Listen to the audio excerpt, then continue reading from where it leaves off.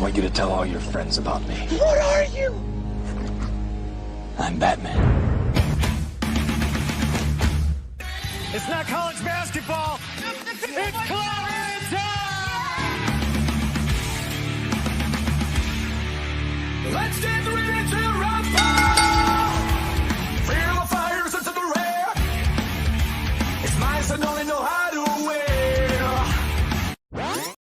What is up, Friday Nighters? Welcome back to another episode of Just Another Friday Night. I'm one of your two hosts, CM Chuck. I'm Double A, everyone. That's Adamantium Adam. Double A, how the hell are you, bud? Good. It's good to be back. Yes, good sir. to be back together. Yes, good to be sitting in the green here. Double A's having a new beverage there. Double A. Yeah, so I'm taking like really strong medicine, but CM was like, I still want you to have something that resembles beer. So he's giving me a zero. What is it? It's a Bud. A Budweiser, but it's a zero alcohol. Yeah, because I'm taking some really strong medicine right now, and if I drink anything, it'll probably put me to sleep. there we go. Well, you let me know if that's any decent, and if not, It tastes like it. Okay. Yeah. So we'll find something else too. So Tastes like it. I've had some pretty good ones. Toy Mafia in the house. Toy Mafia, thank you for the emojis. Pedro Lopez in the house. Oh, who's that gal? Pedro? Let us know who that is. Yeah. He says, how about the man? Yeah. That's why I needed 2 weeks off, because I was like, I can't. Man, Hey, I heard they're for sale though. Again? Did you hear that? No? Yeah, that apparently I guess it was the former owner's dying wish, and that they're gonna be for sale. And so I was like, wow, I hope San Well, I Antonio guess buys the them. kids were like, if there was any kids, I guess they're Yeah. like, man, we're set. But congratulations to Seahawks, man. They came to play. Man, New England did not. they did not. That defense. Now let's be honest, Double A. Like I gotta say, it was the collapse of those guards that May had no time to throw or think, whatever. Which of course, strong defense does that. Would you have made adjustments at the half, and if so, what would they have been? I don't know, really, because I thought our offensive coordinator would have come up with something, some trick plays, fucking some flea flickers, something. Nothing, man. It was that like defense was ready, dude. I just felt like really that's what happened. Like May had no pocket to even. He'd be looking one way, and they'd already be right there. Like, and those two guards I know are rookies, so it was like I felt like they just showed that one scene, and that guy just the one play that guy just blows by him. I'm like, dude, this guy can't have a moment to think. I mean, you can't run every play, I don't think, but it is what it is. Very proud of the Patriots for getting. I almost said the Cowboys. Think about your team. Oh, damn. Okay. Very proud of the Patriots for getting there. And we'll be back next season. So I hope. Hey, they weren't even supposed to be in the Super Bowl. Yeah. So. Hey, if you'd have asked me at the beginning of the season were they going to be there, I'd have said, what was it, no. 4-12? Yeah. Previous year? Yeah. I mean, which I did hear, my coworker Kevin does tell me that means that the next year they kind of set you up against like weaker teams. So, everyone kept saying we had a weak schedule, but since they did so well this year, they'll have a harder schedule. Yeah, but I also feel like, how do you know those teams are going to be good that season? You don't know. We didn't know the Colts were going to be great. 6 weeks, 7 weeks. Yeah. Was it Daniel Jones? Like, if you'd have asked me when he was with the Giants, was that guy going to be good this season? I would have been like, oh, fuck no. Yeah, when we saw it, I was like, oh, okay. Well, yeah, I was like, wow, good luck. Those guys are legit. Yeah, like when Russell got traded to the Steelers, I was like, oh man, the Steelers are going to do really well. Yeah, that didn't happen. Washed, man. Yeah. So enough about that, Pedro. Let's move on. Jason, what's up, Jason? Is that you? Jason, is that you? Yeah, man. Jason Marines? Yeah, old Jason from the old days that was trying to buy Double A's comics. Let us know if that's you, bud. Haley Steinfeld. Oh, that's her. Dang, you can't even tell. Man, she's looking good. Yeah, that's Mrs. Josh out there. Do you know who I am? Yeah, we think that we do. Yeah, your old picture was you in like Mario? a sombrero. Yeah, Mario. Yeah, you used to be a friend of Mario's. If so, let us know if we're right about you, man, because we were thinking about you the other day, wondering where you went. Seen you around since the old days. Speaking of Mario in the old days, I had a chance encounter this week with Collectors Authority Pete, his son. Pete, really? Pete the third, yeah, because Pete is Pete Jr. I didn't know this, and we met with his son, and me and CM Cal bought some figures from him. He had a pretty great collection, so yeah, it was pretty cool. Kind of we actually met at Collectors Authority, so he was like, "Oh, my dad's shopping." I was like, "Oh, dang, you're Pete's son." And I was telling him, we had Mario on the show and stuff, but yeah, it was pretty cool. Let's see who else we got here. Double A. Mark Pearson. Mark House says Patriots have always been blessed by having the two biggest loser franchises ever, the Jets and the Dolphins. Also the Bills, if we are honest. Damn. Well, you know what I mean? If they say you're in an easy division, I guess you're in an easy division, right? I mean, yeah. I mean, your team is always in a classically tough they're hard. division. Even like if all the teams suck, they're usually pretty damn hard against each other. Yeah, but I mean Mhm. the Giants are trash. I mean, so you know, what I mean? But Can be. I mean Can be. Jackson Dart looked good. Scatterboo was good. Mhm. So, you know what I mean? Like, but you're like you said, No, because I remember even like during like the Eli Manning days, like sometimes those teams would beat the McNabb Eagle teams. yeah, And that's when the Eagles were like Mhm. seriously kicking NFC at East ass, you know? Yeah. So I mean, you know, I always feel like again, it's you never know, right? That'd be like No. saying like the You know. Browns are always going to Like, have it easy. 'Cause last They're always season- shit every year, last season Washington went to the NFC Championship game. right? Yeah, This year I thought they were gonna be better and they weren't. you know, and, You and know? about this, it's about injuries too, right? I think Mhm. if Jaden Daniels doesn't get hurt, they maybe Maybe. go further. Maybe, You know what I yeah. mean? Obviously, with the Colts, what we said too with Mhm. Daniel Jones. So, you know, I mean, it's football, right? And then the So, Dolphins, I think, were in the playoffs like a few years ago. yeah. You know, so Hey, you know what? Patriots, they kiss my grit. All right. Yeah. So, hey, Okay, what's up, man? cool. We're glad you're okay. Where you been? How you been doing? You doing all right? Let us know. Kara in the house. Kara says, JFN, woo, woo. What's up, Kara? Thank you for saying that. Giants and Eagles Yeah. were a great rivalry. yeah, for real. Yeah, Like, no like, doubt. it didn't matter. Like even then, when the Giants were kind of trashy, it's like sometimes he would give the Eagles like the biggest problem. You know? Yeah. Okay. No more Facebook. Oh, that's good, Okay. man. I mean, we're glad you're joining us here through YouTube. We love our YouTube followers. Hit the subscribe button, bud. We'd appreciate that, man. And we're hope you're doing well. Glad you're doing well. Yeah, man, it's been a while. Still collecting Red Hulk? Are you still collecting comics? Let us know. Double A, I will say adrenalized me. I know we got lots of news to get into. Kick us off. Let's talk about it. I hate to bring it up, guys. It's always tragic, but 2 weeks off, and then it's like, wow, Man, a lot of we got slammed. we got slammed. Yeah. So Double A, talk about this gentleman first. Eric Dane. Beautiful post today on Netflix, right? His Yeah. final words. I mean, like, Mhm. what a thing to do. But And he finished Euphoria. Oh, new season. okay, So great. whatever role he was, I never saw the show. yeah, I know it's super hot because of Zendaya and then Sydney. I know. I want to watch it because of them both. But I mean, apparently he was on that show, huge on Grey's Anatomy for a good Yeah. while. Yeah. Me and you knew him from X-Men 3, Right. from as Multiple Man, Check Jimi this out. Matrix. I got some of the roles here. Yeah, right? so I mean, he got Lou Gehrig's disease. He had been battling for a few years. He announced it though just last year that he had been fighting it, and then a year later, I mean, he goes. yeah. My wife man. said that. My wife's a nurse. She says you don't last long with The Lou with that Gehrig's disease, right? Nope. Yeah. She Yeah. goes, that's about probably one of the worst kind of deaths you can Excuse me. have. Yeah, I'm so sad. It's just your body just goes like. Yeah. I was So- hearing him speaking those final words because, again, they were very poignant, very beautiful words. I think he was talking to his two daughters. Yeah. And, you know, he talks about living in the moment, right? Double A, Yeah. live in the moment. You know, past, don't have regrets. Yeah. Future is not set. So, you know, just a very, you know, and again, Double A had to remind me, like, he was like, oh, he was Multiple Man. I had to kind of think, but seeing him right there, I mean, just looks like a young, strapping guy. And obviously here for some of his other roles, But Grey's Euphoria, Anatomy Bad probably Boys. would be your Right. big one. Charmed. I'm sure. I wonder how much you had on Charmed there, the last ship. So, but yeah, I mean, very sad. Like you said, the McDreamy McSteamy thing. People, one of the girls at work right now, she gave up social media for Lent. So she was like, man, so she's been asking us all like, hey guys, what's going on in the news or whatever. And she was like, man, y'all That's didn't tell me funny. that McSteamy That's a funny died. thing to get. Yeah, I know Get it rid do because you know we're addicted. You know what I mean? I know, but that's funny to get. I told her, I said, that's a good one. Like that's a good one. People probably have a hard time with that. No, you know what I yeah, mean? for So, sure. Yeah. A little bit one more down. Oh, one more down here just says, I'm good. How about you? We're doing good. We're still doing this. Yeah, you know? man, I feel like we haven't seen Jason in our chat It's since like been year a one, while. year two. Yeah. I mean, so we're approaching I hope next you were month, year good. 6. Yeah, Yeah, we're you're hoping, all right. hoping you're doing good, man. Definitely good to hear. Diseases deal to be ramping up, especially colon cancer. Praying that we get medical breakthroughs in cancer like we do. We with really AIDS. need to Agree, I Mark. think Especially that colorectal. I feel like that colorectal cancer has been Yes. like fuck. That's Yeah. what's been like getting people. and then COVID kind of like really fucked everything up like medical wise. Yeah. Where I think my wife said probably so many people did not get diagnosed during that period. Yeah. Maybe 'Cause they that 1 weren't 2 going years in. because they weren't going in, and then it Mhm. was too late by the time you caught it. You know what I mean? By the time you went to go actually do that visit, Yeah. she goes, that was probably too late for a lot of people.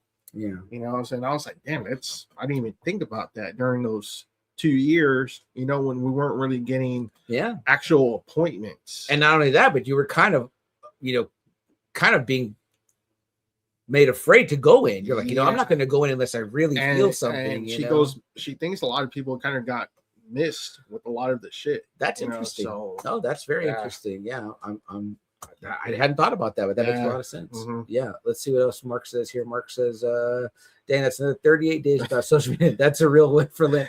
I gave up sugar. That's a good one. Ooh, hey, that's tough. Because, you know, you got to ask yourself, what is that? What forms does that come in? Like candy? Like I hear people give up chocolate, and I'm like, does that mean you can have hot chocolate or chocolate milk, or you can have no chocolate? I would say no chocolate. Or when people say bread, does that mean like tortillas too? Like I would say tortillas. That's like dough. Yeah, like I'm like, yeah. And also bread is like muffins, bagels, like. Fucking, can you have pizza crust? You know what I mean? So probably not. No. I don't know. I haven't given anything up yet, but I should. My mom would always give up all that kind of shit, and she would never eat like any of that stuff. Ever. Yeah. Your mom was like a devout. She'd give up like multiple things, right? I'd be like, damn, I feel it's like nothing right now. Yeah. Oh my damn. It's intense, and I think that's good. And some people tell me at work, like, because like I ended up having to eat meat at the end of the day at dinner because like there was nothing else in the house. But I fish today. I did good in the morning. I did good in the morning and at lunch. You know what I mean? So I was like, I did good. You know what I mean? But I didn't get my ashes. I'm not Catholic. I consider myself non-denominational. But you know, I just like it because it's a good little test to yourself, right? You know, it is. People tell me give up this. I'm like, stresses. So but you've done that before. I have. 30 days. I have. Yeah. Maybe next year. You know what sucks about Lent is that it crosses over St. Patrick's Day, which is like my favorite holiday. No shit. Yeah. Yeah. No shit.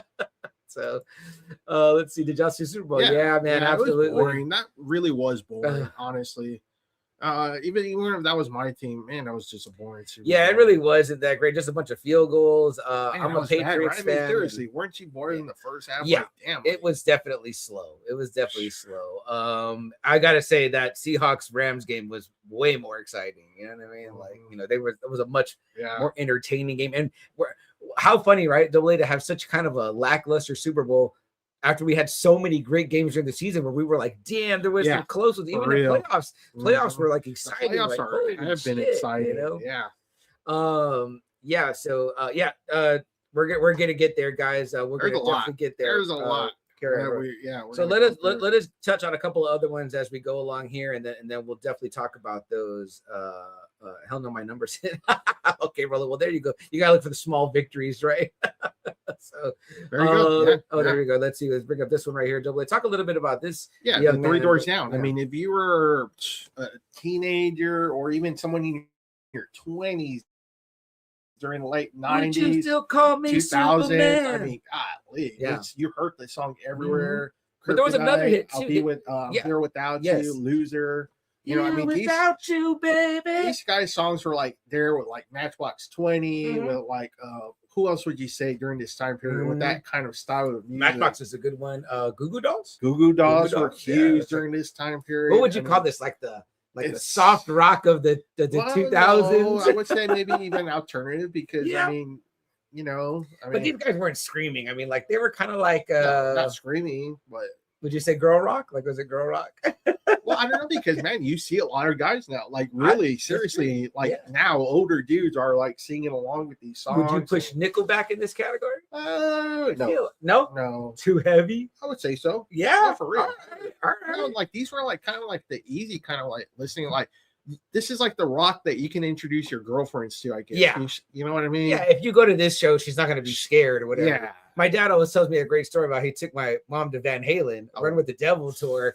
But he says she liked it, which my mom is not a big rock music fan. But it's so funny now, Double A, as she's gotten older, she'll say, this is the kind of rock and roll I like, not that wheel shit y'all listen to. And I said, Mom, this is the wheel shit of like yesterday. Like pretty much it's like, I mean, some of it's Journey, some of it's, but it is Van Halen. It's even sometimes Ozzy. And I'm like, Mom, you're jamming out to like hard rock now. It's just that it's kind of grown on you. It just depends probably to the songs, you know? Yeah. Like I'm sure if you play like a certain Ozzy song, your mom will be like, oh man, what's that? You know, it's not going to be like Time After Time or My Mom Coming Home. Yeah, Mom, you know, if you play some of the other songs like Diary of a Madman, she'd probably be like, what's that? Even Aerosmith stuff, she'll be like, oh, this is like a good song. And I'm like, well, okay, like she used to think of But, like that stuff as like like even you know, Green Day kind of went that way yeah, too before they kind of went back with American Idiot. They were Right. kind of having songs like these dudes. yeah, You know what I would say? yeah, I could see that Time yeah. of your life. I mean, come Mhm. on. you Yeah, know? well, I feel like the whole American Idiot album is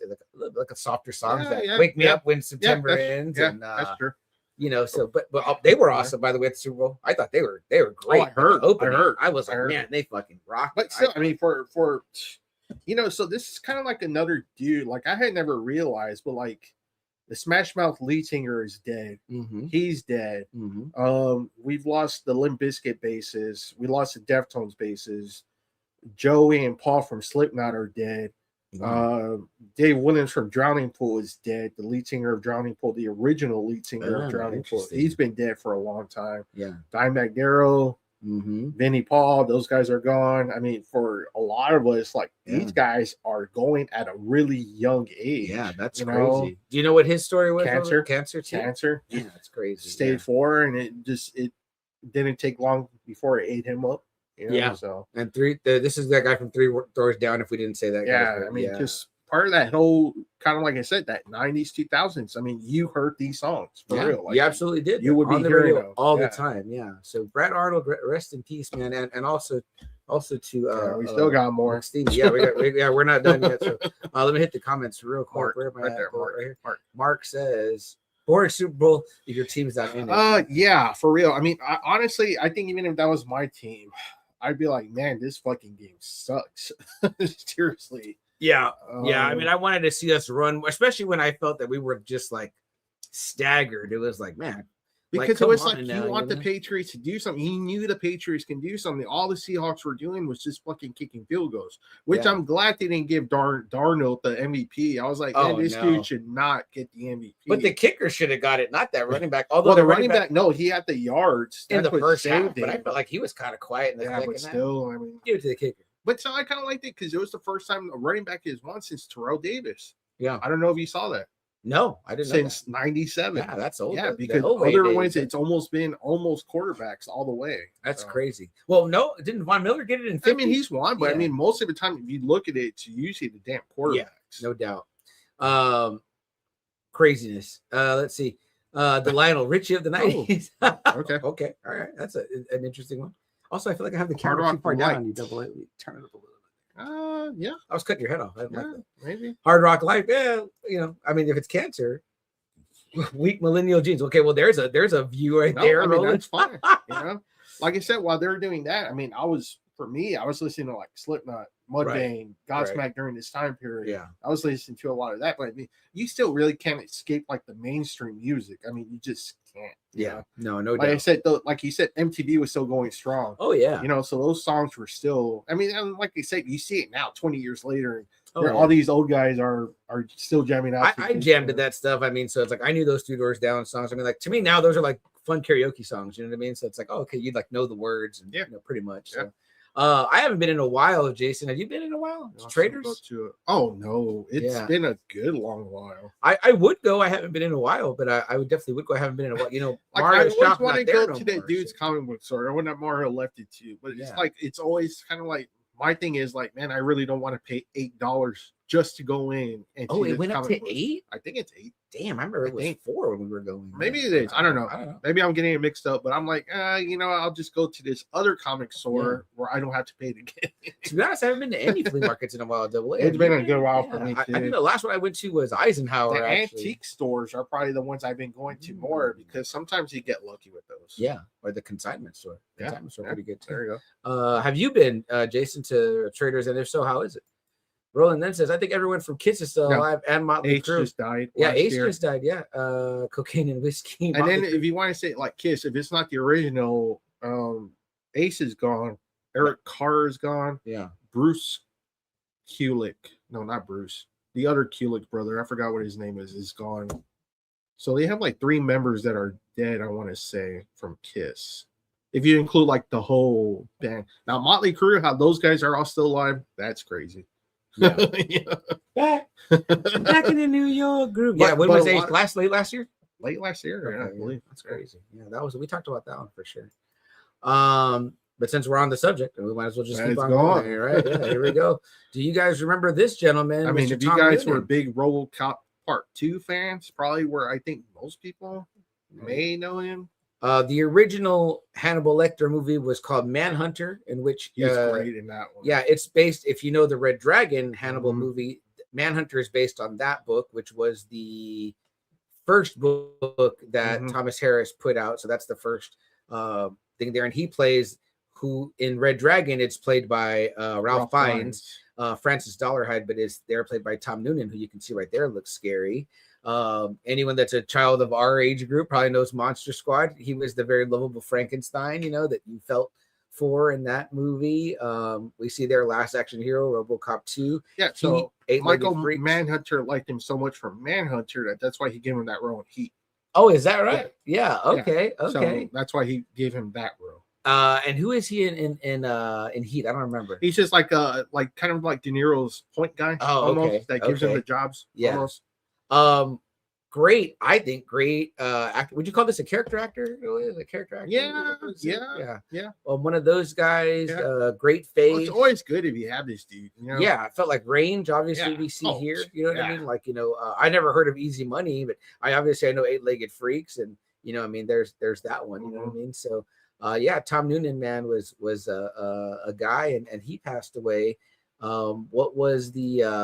Do we know the cause yet? Did they say it? That I don't no, think it's but come out, they but- announced it kind of a few days later. I believe he died on Valentine's Day. Yeah. And then the family announced it a little bit later. Yeah, so again, you know, these are some of the movies we grew up with. Obviously, Monster Squad. We've been watching Manhunter in the last couple of years. Manhunter, he's fucking scary in Manhunter, and I Yeah. always thought he was fucking freaky in RoboCop Yeah, Part 2. Kane. Seriously, Yeah. he scared me in RoboCop Part 2 because I was like, man, he did what Clarence couldn't do. Mhm. Like he chopped up RoboCop.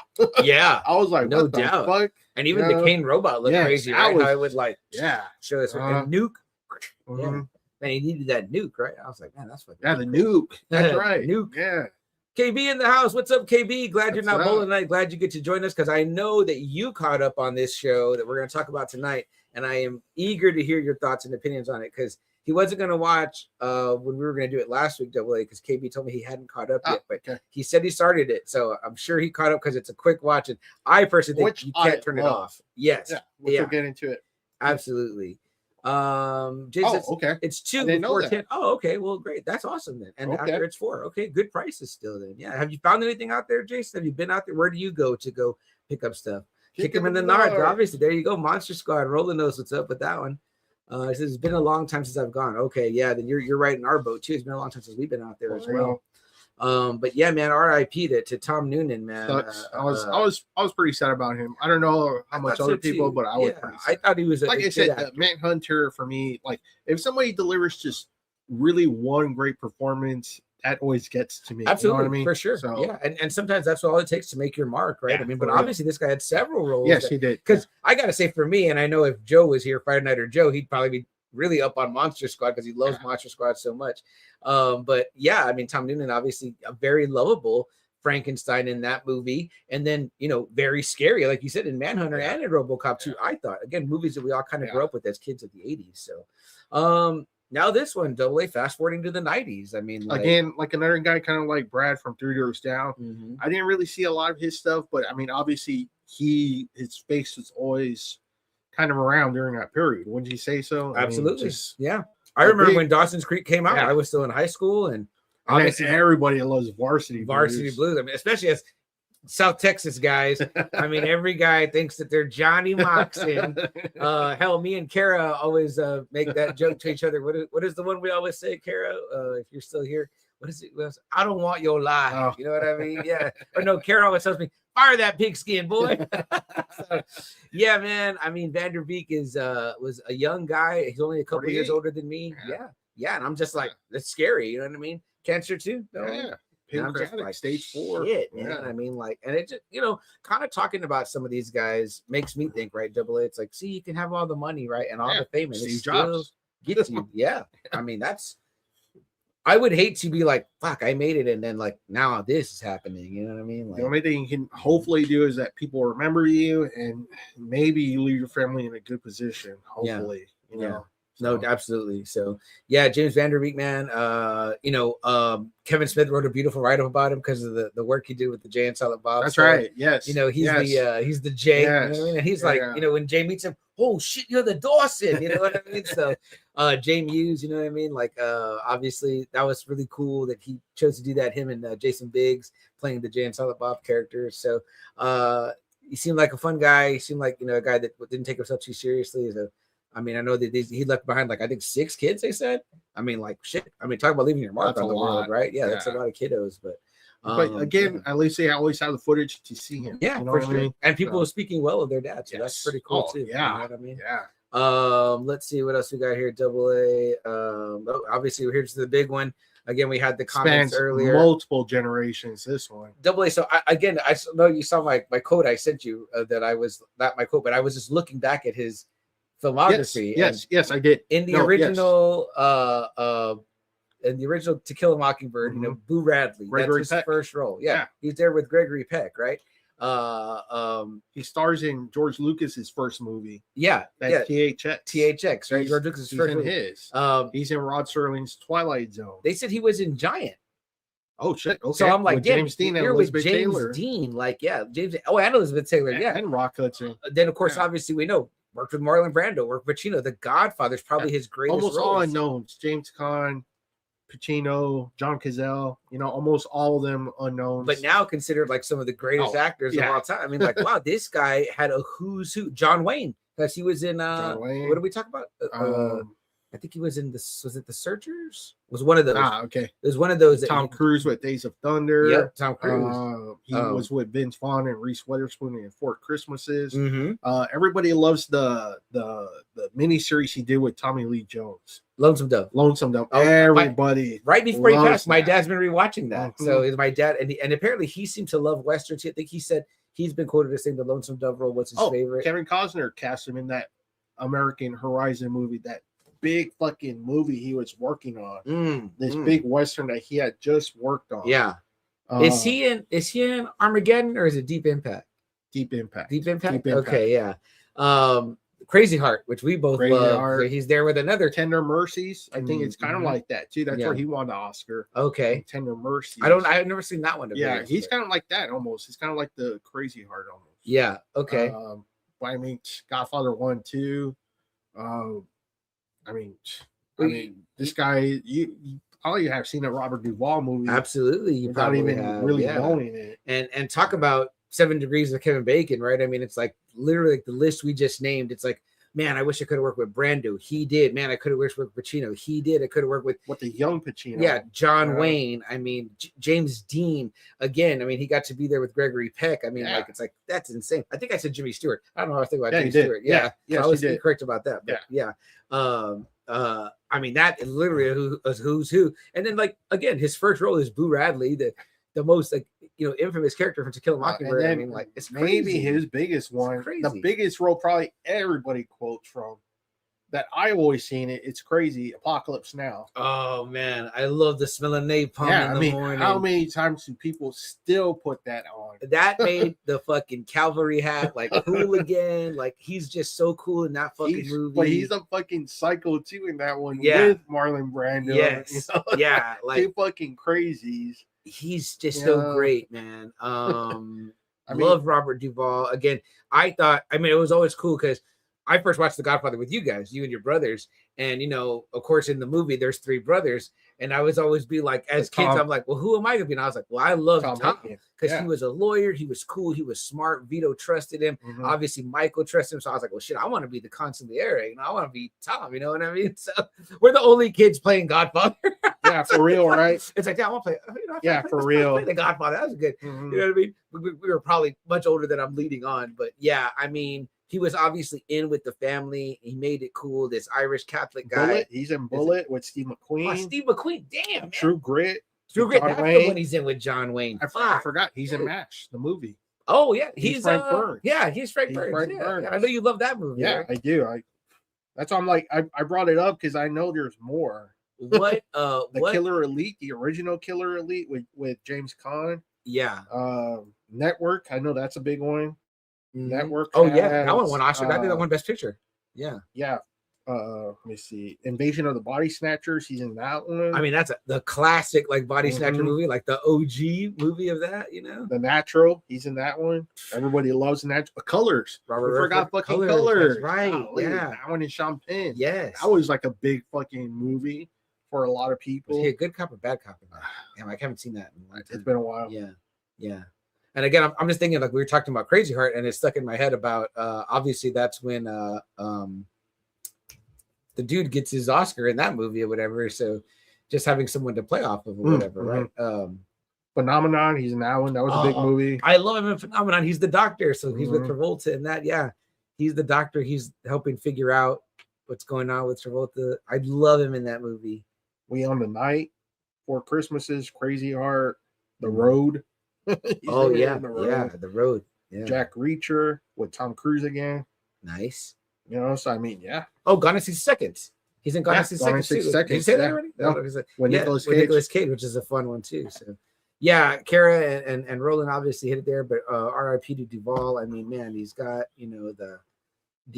I mean, just another guy that's gone from that era with Gene Hackman, with Mhm. Pacino, you know, with De Niro, all those guys that really came up during really the 70s. I know he started movies before, but right. that period of the 70s where these guys started taking over from the McQueens, Yeah. from the Brandos, Yeah. you know, so 95, right? It was 95. I believe. 95, yeah, Long, great good career. long time. Oh, we just missed this one from Kara earlier. Sugar Ray, Uncle Cracker, Matt Oh, Fox. all those other ones. The other yeah, bands. yeah. Yes, thank you, Kara, for that. Let me hit to the bottom here. What did we miss here? KB. KB then says, "Oh, that's okay." So it says, "Sadly, I haven't finished it yet. Got a little busy through the week. I only finished episode 2, so I'll probably turn off." Wow, I'm really so surprised I you don't haven't prefer- seen anything to ruin it yet. 'Cause everybody's talking about it. Yeah, man. Yeah, so if you're avoiding it, KB, you're doing good. Keep avoiding it. And yeah, we will spoil up through 5 here, and obviously next week is the finale. So if you have a chance to catch up, and again, it is a quick watch. I mean, again, I know you've been busy and stuff, but if you get a chance to, definitely do so, and then watch this one back because I really do want to hear your opinions. Hopefully, by the time we get to the finale, we'll get to hear your thoughts on that. So yeah, I'm glad you started it though. Roland says, "Apocalypse Now, nothing better than the smell of mustard gas or napalm, Roland, but you're close." Yeah. Favorite. Godfather 2. Because Yeah. he had a bigger role in that one. Man, just talking about the phenomenon role, I just love it because he's Well, almost yeah, like that's cool. he's almost like a That one father is, figure yeah. to Travolta. Travolta, Now. I mean, But man, he's just so good, and like you said, again, I love him as Tom I mean, Hagen. I like him in Days of Thunder. You know, that's always a favorite of mine. Yeah, I like yeah. how him and Tom Cruise play off each other in that fucking movie. What's the name of the producer he's having the meeting with when they're eating? Not Mo Green. no, Right? not Mo Green. No. But that scene is Walt. very. Walt. Yeah, it's Waltz. Yeah. Man, that guy's really going off on him. And Tom holds his composure because I remember I wanted to be He's cool really with that. good. Yeah, he's And really thank good. you for your time. Uh-huh. You know what I mean? Yeah. I'll be let my the Don won't want to get bad news. So I'll leave right away. Like I was like, man, that's fucking, and he's really like being disrespectful. You know what I mean? I was like, yes, he is. man, fuck this guy. You deserve a horse head in your bed. Oh, that's why like Tom is like all cool. Because he's like, okay, we already got a plan for you. I can imagine Vito was probably like, what did he say? What did he say? And he was like, well, first he Like, called not going for y'all it, these boss. racial slurs. Then he called me these racial Uh-huh. slurs. I was like, damn, man. Yeah, gotta say, yes, we talked about that. Good pick on that one. 14 in the house. 14 says hi. 14, are you watching what our topic is tonight? The latest installment from the Game of Thrones Night of the Seven franchise? Kingdoms. Yeah, a Night of the Seven Kingdoms. Yeah. Sling Blade, True Grit. Yes, absolutely. What's his name? Talked about him a lot. Billy Bob Thornton? From Yeah, There you okay. Yeah, there you go. Roland hit it with MASH. Yeah, absolutely. Rest in peace, Duvall and Jesse Jesse Jackson. Jackson. Yes. RIP Jesse Jackson. I didn't make a slide for him, but obviously you cannot deny the man's work in the civil rights movement. I don't know if you call it necessarily pop culture, but I mean, obviously the Reverend Jesse Jackson, kind of a part of our lives in the 80s too, right? I mean, just kind of seeing him on TV all the time. And I things saw like him a that. lot. Yeah. Always saw him Even a lot.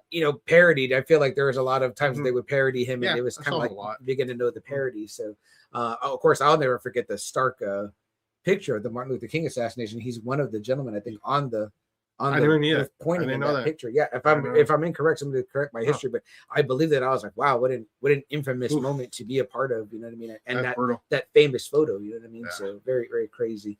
But yeah, 14. Good mention on there. Jesse Jackson. I hadn't thought about him, so for sure. Is it true they're making a new movie, Spaceballs 2? Yeah, we have heard that. Yeah. That supposedly should be coming, Jason, again from Mel Brooks, and like I think there's some of the original actors are coming back. I think so. Yeah. That's going to be very cool. I would be excited to see Spaceballs 2. Let me go back down here real quick. Double A, take this out. I think that's it for deaths. Double A. So let's read Mark's comment here. Thing is, Duvall is fun to watch actor, and I've never seen anything he's done and turned it off like Nick Cage movie. I've never regretted watching a Duvall movie. Yeah, I get you, man. Yeah. Now, what about Gone in 60 Seconds, Mark, where it's got Nick Cage and Duvall? Do they cancel each other out where you end up watching it? You know what I mean? So I hear you. Well, RIP to all of those. Double A, toast to them. May they rest in peace. Only have a little bit of news, Double A, that I was able to grab, but I don't know if you thought of anything. Of course, if anyone wants to add anything else about any of those actors or musicians, I just want to talk about our Saturday that we had. Oh yeah, yeah. CM I came need to with start me. putting up pictures of that. CM came with me to go meet Jeff Tate. If any of you are big fans of Jeff Tate, he's the original lead singer of Queensryche. Band I love a lot. Like I'm a huge fan of Queensryche's music. Yeah. But the Jeff Tate era. And CM went with me to go meet him. He was at a bar here in San Antonio. Wetmore Beach House? Wetmore Beach House. Yeah. He was doing the wine signings, and CM was with me, kept me company the whole time. I had a blast. Yeah, super fun day. We went to the comic book store. We went back. I got to day drink, which was fun. And then we had a great day sitting outside enjoying like probably the last of our really good weather we're going to have. We got to do that again, man. I actually wanted to go back to that bar like last weekend just to go and see how it is at night. You know what I mean? Because it was a cool bar. But it was really cool for me. A big deal for me. Again, meeting this guy that, I admire so much. So that was pretty fucking cool for me. Yeah, no, very cool. Obviously, I mean, I think a lot of us know Queensryche songs, Silent City Woman, I mean, Revolution Calling, Operation Mindcrime. Yeah. Queen of the Reich, all those classic songs, those classic albums. I told CM the only thing that pissed me off was that everybody was bringing like CD covers and vinyls. Yeah, I was like, shit, because I thought it was just like a wine signing. Like he was like, I thought he'd be like, oh, I'm just signing wine, but yeah, he was signing everything. Anything they put in front of him. But I was like, he was just like, yeah. I was like, oh. I'm like, had I known, I'd have been like, well, slide something in there. So I would have got something signed for you. I could have held something for you. Or you could have just given it to me. And I mean, people were bringing in like loads of like CD covers. I was like, you know what I love too, Double A, is that, man, there was a lot of course, older people, but it was a lot of, he still had a full room of fans, which was cool. Yeah. But everyone with Queensryche shirts, like everyone was obviously there to see him. He sold all of his white wine. He does a white and a red. And I mean, I just was like, wow, that's cool. I love it when like an artist or anybody gets in like a kind of a side thing besides their kind of main thing, and they do well with it. That's really great. Dan Aykroyd did the liquor. We talked about so many bands have done it. Slipknot has a whiskey. Maynard James Keenan has a Blackened is Metallica's whiskey. Blackened, Motorhead has one. Who did we talk about from Tool? Oh, Maynard James Keenan. He has a wine. Wine has a wine. Yeah. So hell, 50 Cent has a liquor. He was actually at our Specs here. If you'd have ever told me that Specs would have been 50 Cent would have been like 5 minutes from your mom's house, I wouldn't have believed it. But I wanted to go meet him, but his prices were kind of a little bit. I like it what you did. Like you're essentially buying the bottle and then you're getting the autograph and the picture for, in a sense, for free. I mean, it kind of is. I mean, because you're putting the wine bottle is still going to be that much. Yeah. I mean, so that was definitely a great day, man. I had a blast. Thank you for inviting me, Double. Thanks for coming. I appreciate that. Yeah. What do we miss here, Double? The RIP from Mark. RIP. Yes, thank you, Mark, for those that have gone. Roland says, FYI, Alice Cooper, in case you don't know, lives in San Antonio. Really? Wow, I did not know that. And is an avid golfer at Oak Hills, in case you... we are. I'm a big fan of Alice Cooper. Yeah, we can go over there and golf. See, the last time I heard he was in Phoenix, so shit, okay, cool. I'll just cruise the cart, and then we can drink beer, and then meet Alice. I know, right? Yeah, Dos Amigos Tequila. Yeah, Los Pantalones. George Strait has a... Casamigos. Yeah, he has one. Matthew McConaughey's is Los many of them. I saw Pantalones? Bob Dylan has a tequila, I believe, too. Like everyone is just Michael Jordan. Sammy Hagar, I think, was one of the first ones I ever heard of with the Cabo Wabo. Cabo Wabo, tequila. yes, yeah. I remember you had a good night with that one night. I did. Hey, I did. You can't drive 55.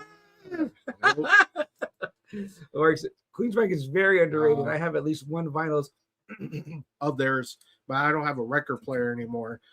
Yeah, I mean, they're just fucking outstanding. I always say Jeff Tate's like top 10 vocalists ever, you know. So I mean, Yeah, dude, we were listening. They played like nothing but his Yeah. music once he walked in, and I was like, Double A, is this them? And you were like, yeah. And I was like, is this them? And you were like, yeah. I was like, yeah, these songs fucking rock, man. I was like, Queensrÿche was a big favorite of San Antonio's for a long time. now, Double A, I know that when you have the heads up and you know, even if you don't have something, you'll get something. What would you have got for him to sign? Could you have taken an extra item?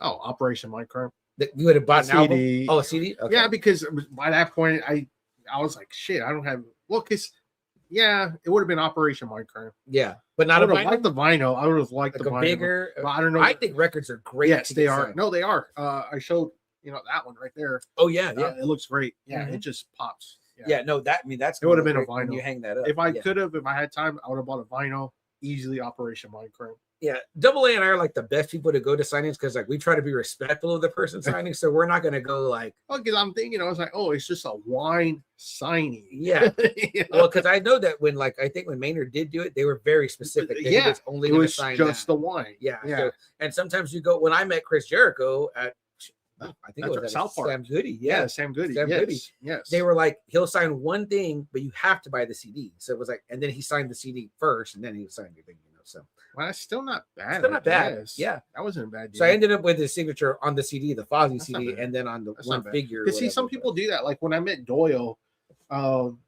which was a meet and greet. Yeah. I took him my Misfits box set, but I bought his CD and he signed that one for free. Oh, okay, that's So, badass. That's cool. Yeah, and I think sometimes what it is that it's like they don't want you to come just for the signing and not buy the Of product. course, I mean, you know of what I mean? course, So- because I mean that's what they're selling. yeah, you know, sure. So Hey, if I would have got to meet like Stone Cold, but he was only signing the beer, I'd be like, all right, well, All right, fucking sign yeah. the beer. You know what I mean? So like when Hogan, when I was actually thinking about almost going to that beer thing that he was going to do, which I didn't, and he Mhm. came real late that Mhm. one. I'm glad he didn't. Again, if it was the beer case, he signed the beer case, I would have that'd been cool with it. Yeah, You know? you got that one thing then. So Yeah, I mean, I would have been fine. no, for sure, definitely. Let's see here. Good comment there, Mark. Everyone says, "What do you think? An actor is going to make or sign up for Mickey's?" What are you talking about, Roland? What are you talking about? What do you think? An actor is make or sign up for Mickey's? The Drake Mickey's, like the beer. Favorite rock band pre 18 years old of you two that you would want to sign up? Pre 18 years old. Or maybe the first album was Slipknot. That'd be like the one. That's the one that kind of like really got me back. Because after a while, I was kind of tired of the new metal shit. Yeah. For a while, like I was kind of like, all right, I'm tired of like Korn, Limp Bizkit, Papa Roach. And then when Slipknot came, I was like, oh, finally. You know? Pre 18 rolling for me, I'd probably have to say Guns N' Roses. I was like a huge Guns N' Roses. So I would have gotten Yeah. Appetite signed, or one of the Use Your Illusions. That was definitely. I'm pretty sure that was before I was 18. Yeah, that no, was no, early yeah, 90s. yeah. Yeah. I mean, if you're talking like no longer with us, I mean like Nirvana, only probably because my mind is like shit. Which I think I saw he was born today. Oh really? Yeah, Kurt's birthday. Yeah, I he would have been remember Kurt. 59. Yeah. Dang it. I gotta give it to Kurt, man. Which I'm kind of surprised. I'm like, damn, he would have been 59 know. already. Thanks. It makes you wonder how old is Eddie Vedder? 60, 61. No shit. Yeah. He's Wow. already up there. That's fucking insane, Yeah, man. for real. That makes me think how old like really like William Shatner is. 94. That's fucking bonkers. Yeah. Wow. Yeah, for real.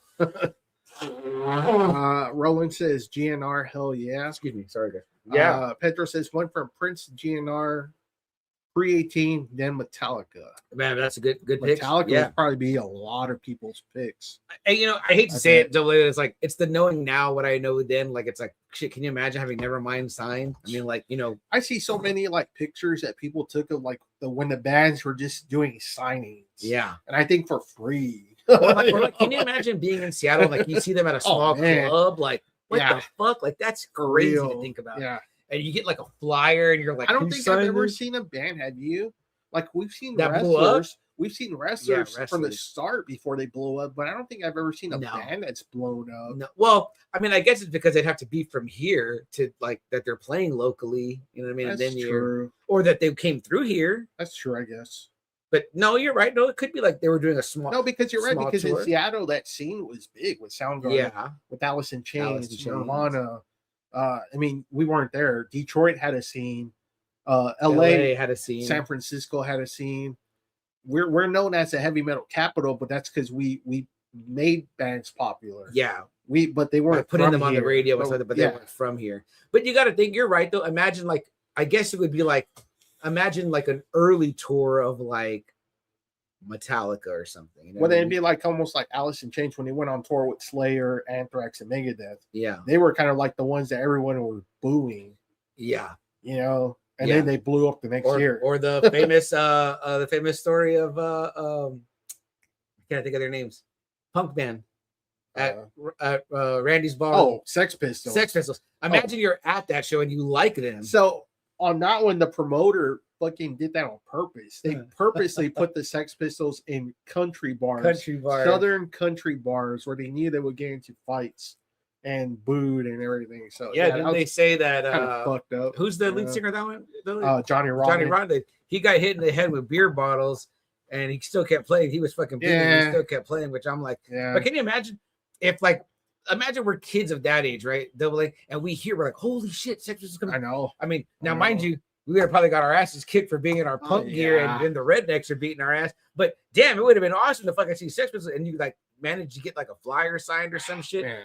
Like that's crazy. See, I think like my dad's stories where he saw like Aerosmith, AC/DC at like Municipal Auditorium, which is now the Tobin, but it was like way smaller. I saw a high school graduation there when it was still Municipal, and I was like, man, this would be a fucking like badass small venue to see a band in. But yeah, I can't imagine being in like a fucking club and like Nirvana's playing. I'd be like, yeah, like you'd be like some man, like you're just drinking your beer, and fucking Kurt's like right there. I know, just on the stage. And then afterwards, he like hangs out by the bar, and you're like, oh man, you guys are badass. Yeah, like how we've done before to certain bands. I'm like, that would blow my fucking mind. Like, can you imagine even being in the crowd at Unplugged? Like, you just happen to be like, oh, we're gonna go Unplugged, and it's Nirvana. It's like,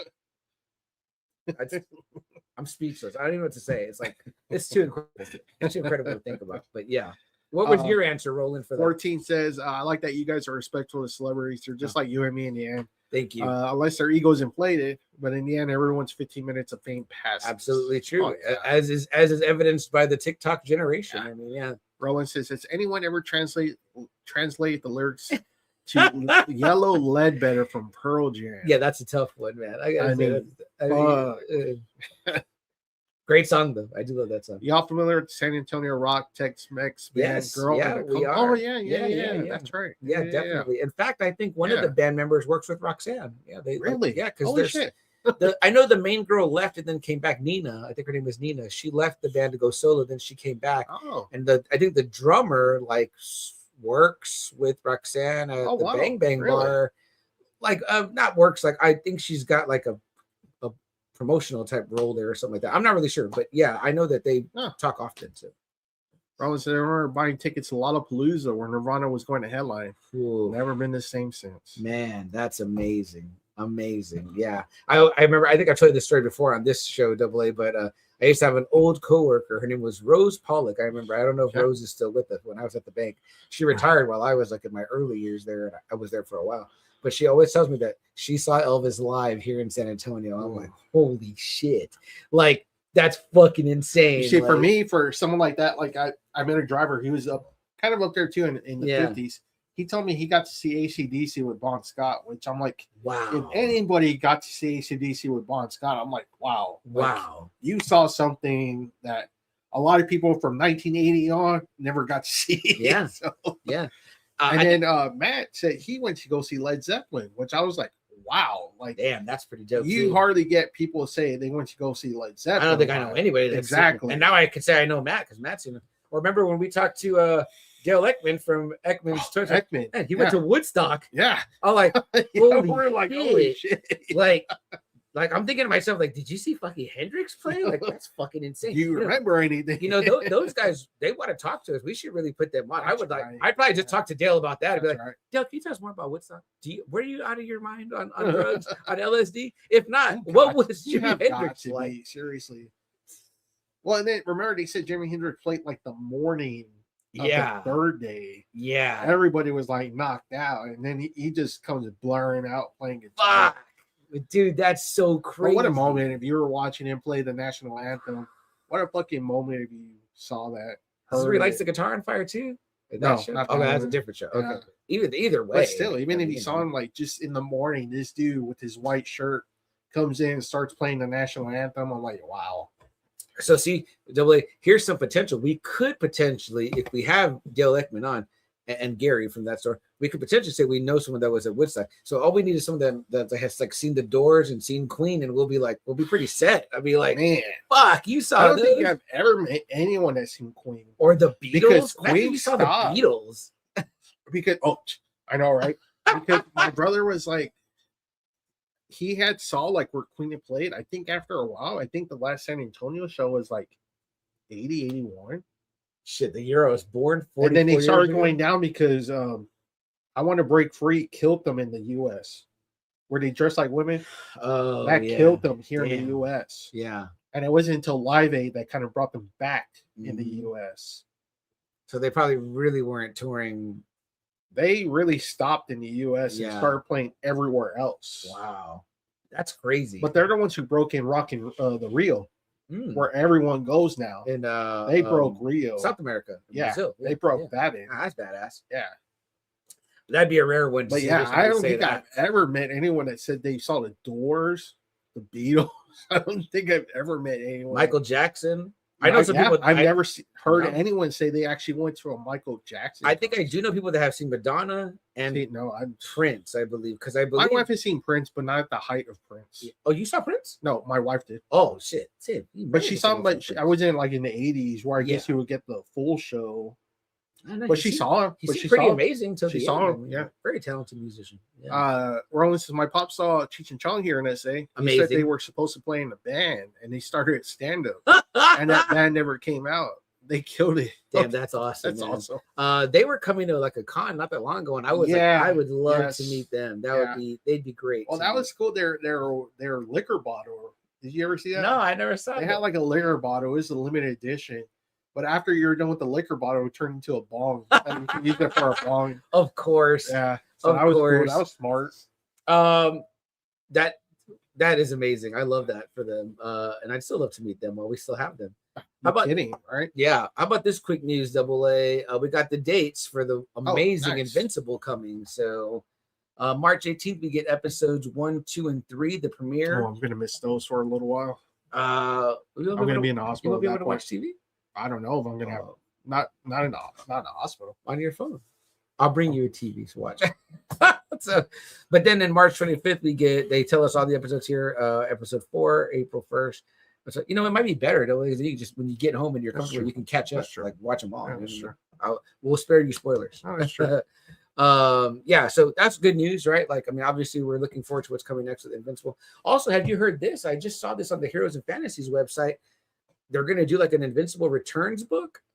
I saw a little bit. I didn't do investigating, but 2 covers. I saw $13 each at Heroes. Like, you could pre-order. Like, I might have to do that. I might have to do that too. Might have to Let do me that. know if we do that. I might have to. So we can go do that together. So I want to get in on that. Yeah. That was pretty cool news. Of course, we love Invincible. We'll definitely be covering that. I love that. I mean, My that nephew last watched Invincible. season, man, they got So good. man. So good. Like those 2 episodes everybody was talking about last year. Yeah. As Yeah. being some of the greatest episodes ever. The Invincible War. I mean, well, really, that whole season was phenomenal. But really those yeah. episodes in particular. But even the ones with Powerplex, you know what I mean? no, they Like, were. you're No, like, they were wow, good. They I'm were just really blown good. away. It's just that everybody talked about the Conquest episode. Yes, no doubt. Everybody talked Yeah. about those. That was absolutely stellar. And again, they did all that in one episode, which just goes to show you, right? The way they can Yeah. do it, right? Where are we at? All the way to the bottom. Here we go. 14 in the house says, I saw Chris Tucker and Dave Chappelle in New Orleans back in Ooh. 2017 while drinking coffee and eating a beignet. Oh yeah. Yes. Awesome. And 14 actually shared those pictures with me. It was really cool. I was like, wow, that is That's amazing. badass.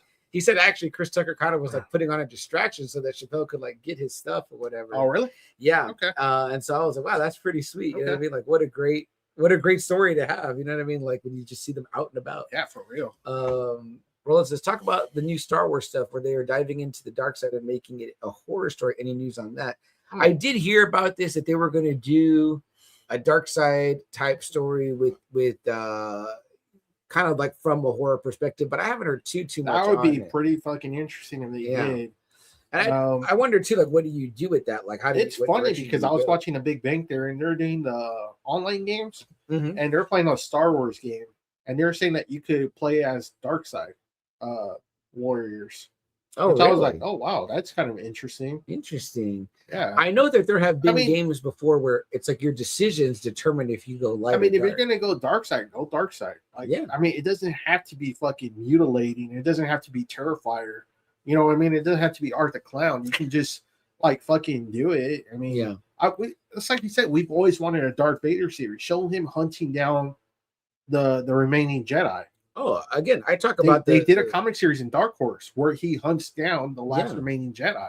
Dude, I always say it, and I've said it in this show lots of times. In Rogue One, that hallway scene like gave me real fear. I was like, you're like, damn, this is like Vader, like at his almost most brutal. and kudos to those actors that are playing those rebellion guys because they look scared. Yeah, They're like, for "Fuck, real. get me the fuck out of here."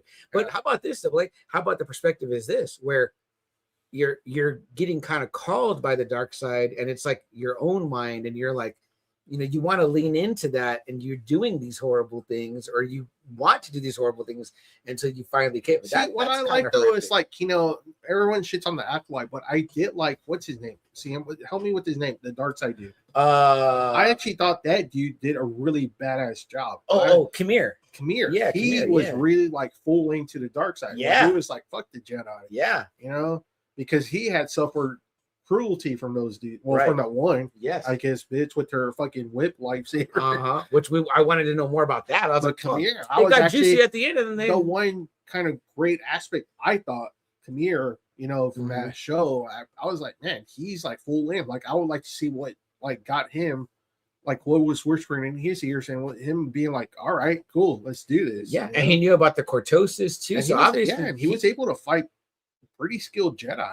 Yeah, and several at a time. And several at a time. I mean, again, of course, if you're joining us via the Collecting Weekly family, our friend Zach is a huge Khmer fan, and he's just shit. They have the helmet at Heroes. I was like, oh man, that looks badass. I mean, they looked outclassed by him. You know what I mean? So, and then real, obviously we get like the little bit of the Plagueis reveal. I'm like, well, was he training him? Like, I want to know more about that. Like, you know what I mean? And also, why was this Jedi bitch abusing him? Like, that's fucked up. You know what I mean? So, the Jedi, I think we more and more see how it's almost like when you're too rigid, how that can work against you. You know what I mean? Because I've seen it with people with the Bible. Oh yeah, yeah. But it's funny because when you read the Jedi code and the Sith code, it's like I like things in both.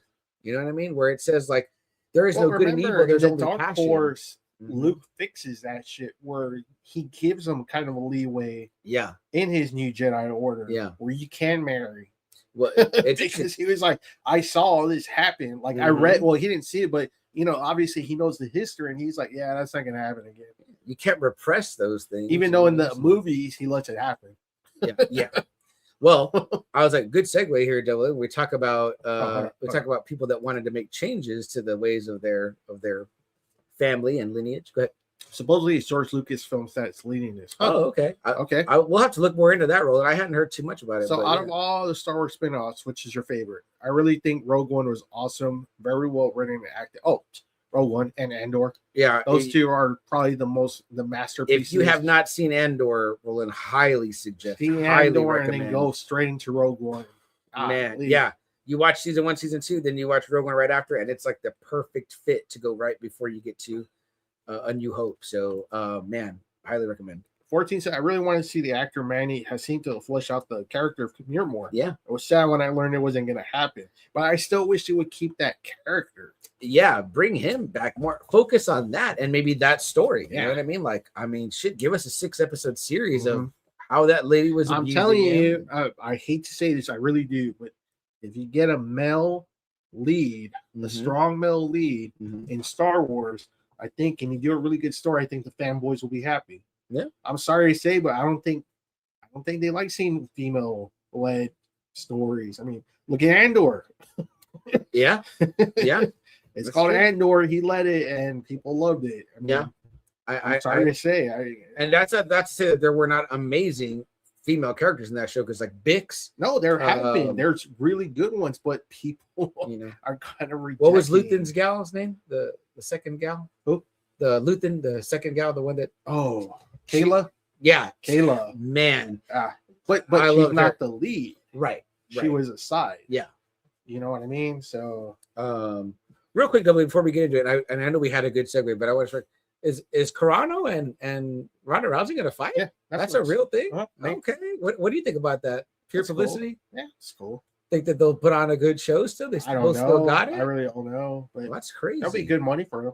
Yeah. And honestly, I'm kind of hoping people keep seeing Netflix because I want boxing to go on Netflix. Okay. And I'm tired of the zone. I'm tired of that shit. Like even if you get the zone, they just offer you a discount for the pay-per-views. Like boxing is dying.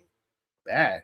Like really bad. And and it's like dickheads, like they keep showing you, Jake Paul keeps showing you, the other shit people have been seeing it. Netflix is the way to go. Yeah. Go over there now.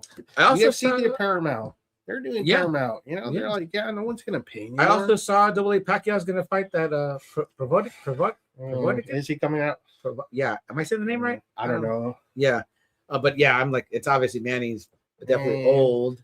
And I think the other guy's kind of old too, right? Do you know that guy? No, I really don't even know. Yeah. Where I'm rolling. Go ahead.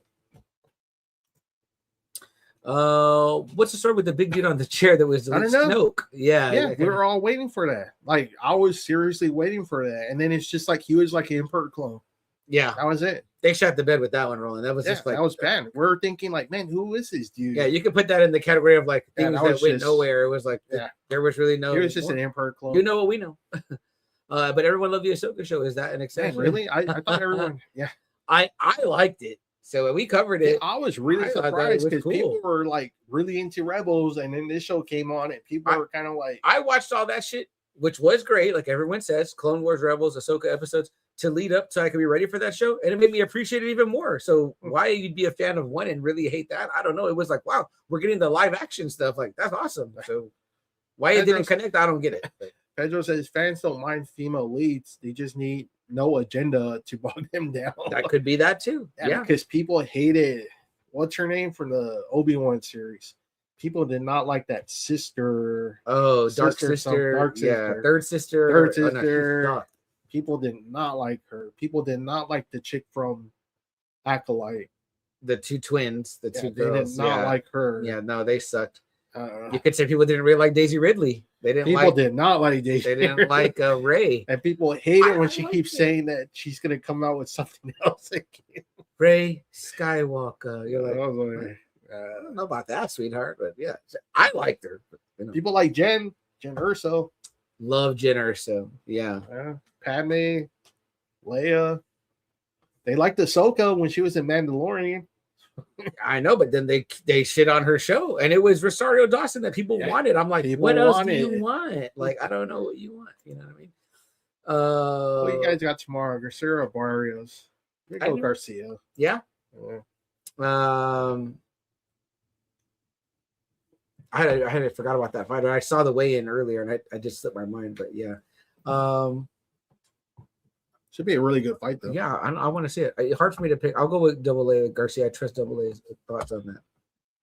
But yeah, lots of interesting things happening, guys. Lots of sadly deaths. You know what I mean? But some of those people had very long lives, and the reason why we're talking about any of them is because they had success in their careers and obviously made an impact. So hugely, valued. But yeah, great topics, guys. Continue to bring things in. If you got more questions, roll in. Feel free to drop them in. Anybody else? But I do want to move into our topic for the night. We're an hour in, which is totally fine because we're making up for lost time here.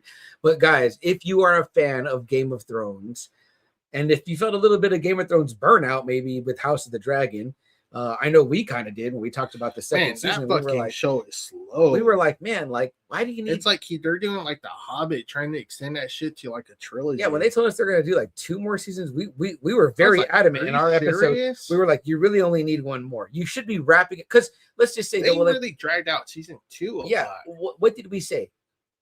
We know that this culminates in the Dance of Dragons. We want to get to the fucking dragons fighting. Like, where's the dragons dancing? It's like it's more hallways talking and blah blah Yeah, blah and blah blah blah, betrayals and behind the back yeah, shit. and everyone's fucking everyone, which I know that is kind of Game of Thrones, but we already had that with Game of Thrones. But even they toned that shit down after a while. Yeah. In Game of Thrones. But also, I think what made this series exciting is it was going to be like more dragons, lots of dragons, and Dance of the Dragons, and then it's like we haven't seen no fucking dragons. Like, so, you know, I like the season 1. I'm not gonna lie, Season Sam. 2 House of Dragon was almost gonna throw me off from this show. Seriously. yeah. Because I was kind of like a Knight of the Seven Kingdoms. Oh, well, I was like, right. fuck. Yeah. And people were saying they were like people had a little bit of Game of Thrones fatigue. Mhm. So they were like, oh, so Because they were House of kind of like, Dragon. so, and let me tell you, I think I was like neither here nor there with this. I do not know what made me watch the first episode, but man, am I glad I did. I was hooked like within the first 3 minutes. And I right told away, you were I gonna was love it, like, right? I was like, you're gonna love it. Yeah. And I just knew that you would. And Double A, the thing was too, is that I felt very much like I did when you had me watch Wonder Man. I was like, holy shit, this is different. This is refreshing. Yeah. This is new. This is also our favorite thing. It's tight. It's done very tightly. It's short, but like it looks 30 good. minutes, almost an episode. Great characters. Yep. Immediately great characters. Number one, there's a kid in this show, and I normally can get easily annoyed by a kid in the show.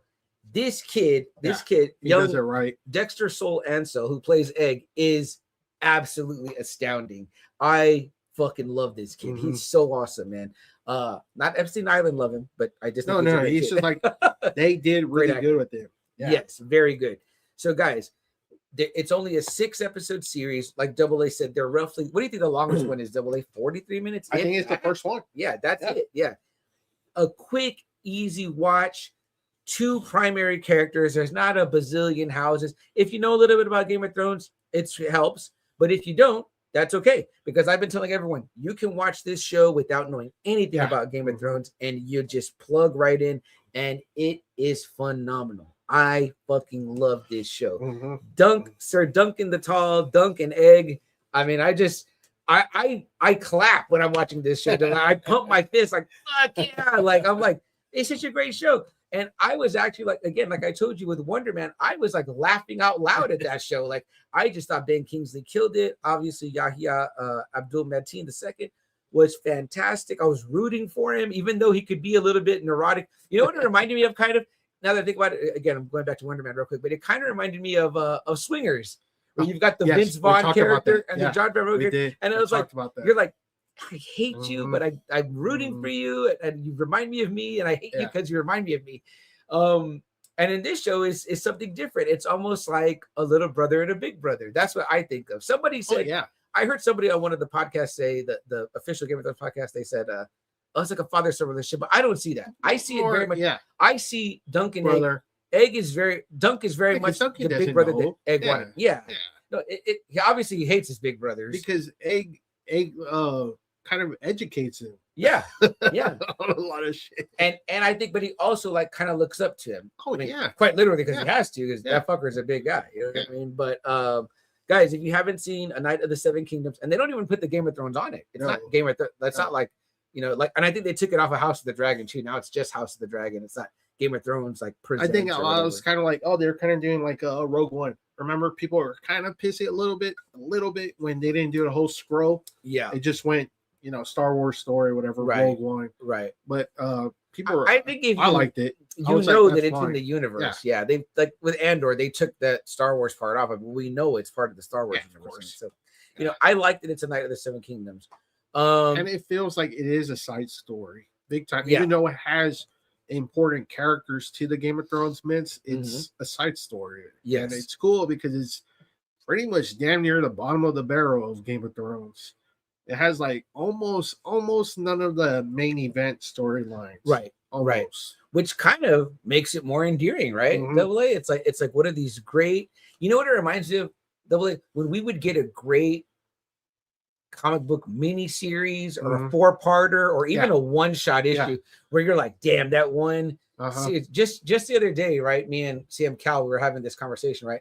And he was talking about, he was like, you know, he tells me, Uncle Charlie, do you think that what Tony Stark said was right when he tells that the best parts of Cap came out of a bottle? And I said, absolutely not. I said, come on, we sat and watched the trilogy by itself. I said, and he goes, no, yeah, you're right. The jumping on the grenade. I said, that's, and I told him about that series I told you about, the Super Soldier book, where they stripped the stuff out of him, and he's still whipping those dudes' ass. And they're like, what they're saying in the book is they're like, you got to forget that he's been doing this fight now for like he can see like that they're moving slow, they're doing whatever. So he was still like the tactician, the strategist that makes him the leader of the Avengers. I'm like, no way. That was Tony being real petty. I mean, I'm like, because the best parts of Tony, well, no, it's his mind, but the armor is without the armor, he's in bad shape. You know what I mean? So, but either way, man, to get back to Duncan Egg, right? I mean, like, Double, give me your, okay, first off, let's talk real quick. What did you know or not know about this series besides? I didn't know shit. I didn't know shit either. I didn't know, like, Egg was going to be who he was. Right. Like, seriously, I did not know. I thought it was just going to be the adventures of this night. Yeah. Like, that was it. Yeah. I was like, Duncan Egg. I was like, okay, that's all right. You know, like I said, I have the book. I have like not like the book, but I have like a history of the Game of Thrones. Oh, okay. So I like, thought you had this book. No. So it tells you like about like the kings, like the Targaryen kings and everything, right? Yeah. So, but it didn't mention like anything like about, well, because I didn't know who Egg was. Right. So I was just skipping a lot of it. And if you know your Game of Thrones history, and KB, if you're still here, you don't have to leave No, yet. We're not spoiling it. Oh, he said he left. Okay. But yeah, if you know your Game of Thrones, the original series, and you pay close attention to those details, they do mention there's a part where which I've been seeing it now. I'm kind of like, oh, okay, I remember this now. Yeah. So let me set you guys up for first. So apparently this was 3, I think, novellas. With novellas, yes. So a short novel, not a full thing. From George R. R. Martin. It was called The Hedge Knight. And apparently the stories, I heard it. They interviewed him on the first episode of the official podcast, and they basically asked him, like, and he said, well, he goes, well, I had wrote the first book, and they wanted the second book, but I was running late. I was like, oh, this motherfucker been late. The notorious tardiness, Mr. Martin. Wow. So he goes, they were like, give us something like in between. So he was like, well, I had this idea, and so I wrote this story or whatever. And he goes, at first I was going to do a side story, and I said, well, I don't want to do a side story that's going to ruin any of the main characters. Like, I don't want to do a Tyrion side story. He's like, so I made up like a new character, whatever. And I'm like, so this is basically what he gave them to satiate them because he was running late on the fucking book. I'm like, bruh, we still waiting on that last book, George R. R. Martin. I'm like, don't die on us, motherfucker. Like, finish the fucking book. You know what I mean? So anyway, so he gives them the Hedge Knight, right? And apparently people loved it. You know what I mean? Of the time, I don't know when this was, whatever. And then it got turned to a graphic novel, which I think this looks great. I would love to see get the trade to read the graphic novel, but man, the art just looks sick. You know, I wonder if he wrote it too. Because it says Martin. Yeah, it says Martin. Yeah, I think they might have just adapted the book but put it in graphic. But I wonder if he still kind of did it. Yeah, too. I'm curious too.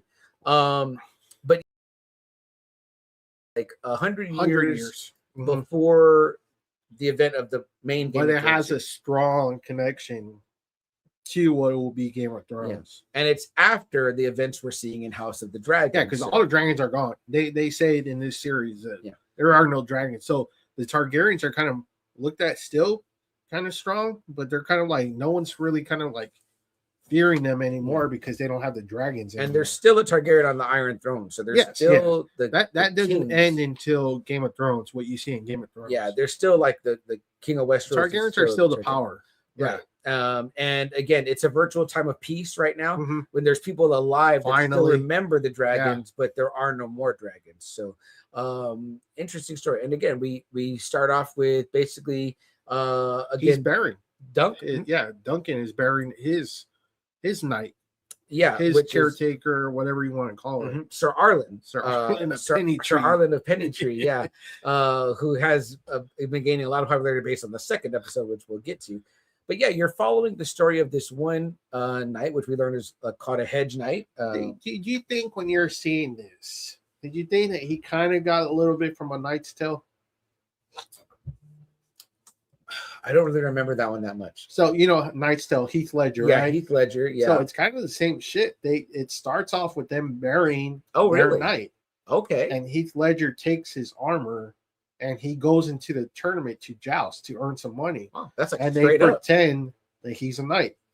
Well, do you think maybe a Knight's Tale borrowed from the Hedge Knight? Well, Nice Tale is like 90 something. What year did the Hedge Knight come out?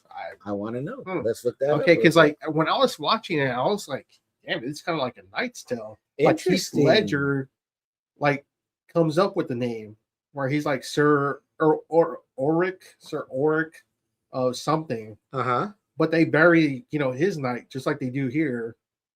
He goes into jousting, hoping to make some money, just to eat, just to live. And obviously it changes after that because obviously we see the story here. He doesn't even joust, right? Yeah. Where over here he does. He becomes like a jousting champion, But still, I was kind of like, damn, it's kind of like very similar, somewhat. I don't know. Let me see. So it says it first came out in 1998. Okay, I think 2001. Oh, okay. I want to know. Maybe they got borrowed from. Let me see. Okay. I don't know if there's anything here about. I'll read this. Yeah, go ahead. Let's do those. KB says, "Now I must take my leave. Have a good rest of the night." No, boys. KB. I'll make sure to catch up before the finale. And then Pedro says, "I thought House of the Dragons was too fast." Oh, okay. All right. Yeah. That different of opinion. But were you enjoying it though, Pedro? Like, were you like, or was there like, I don't know. I guess I could kind of see what you mean, right? Because they age them up. They age up the girls. Yeah. You know what I mean? Which is like, okay. Which like I said, I think they might do what they've done in other shows already.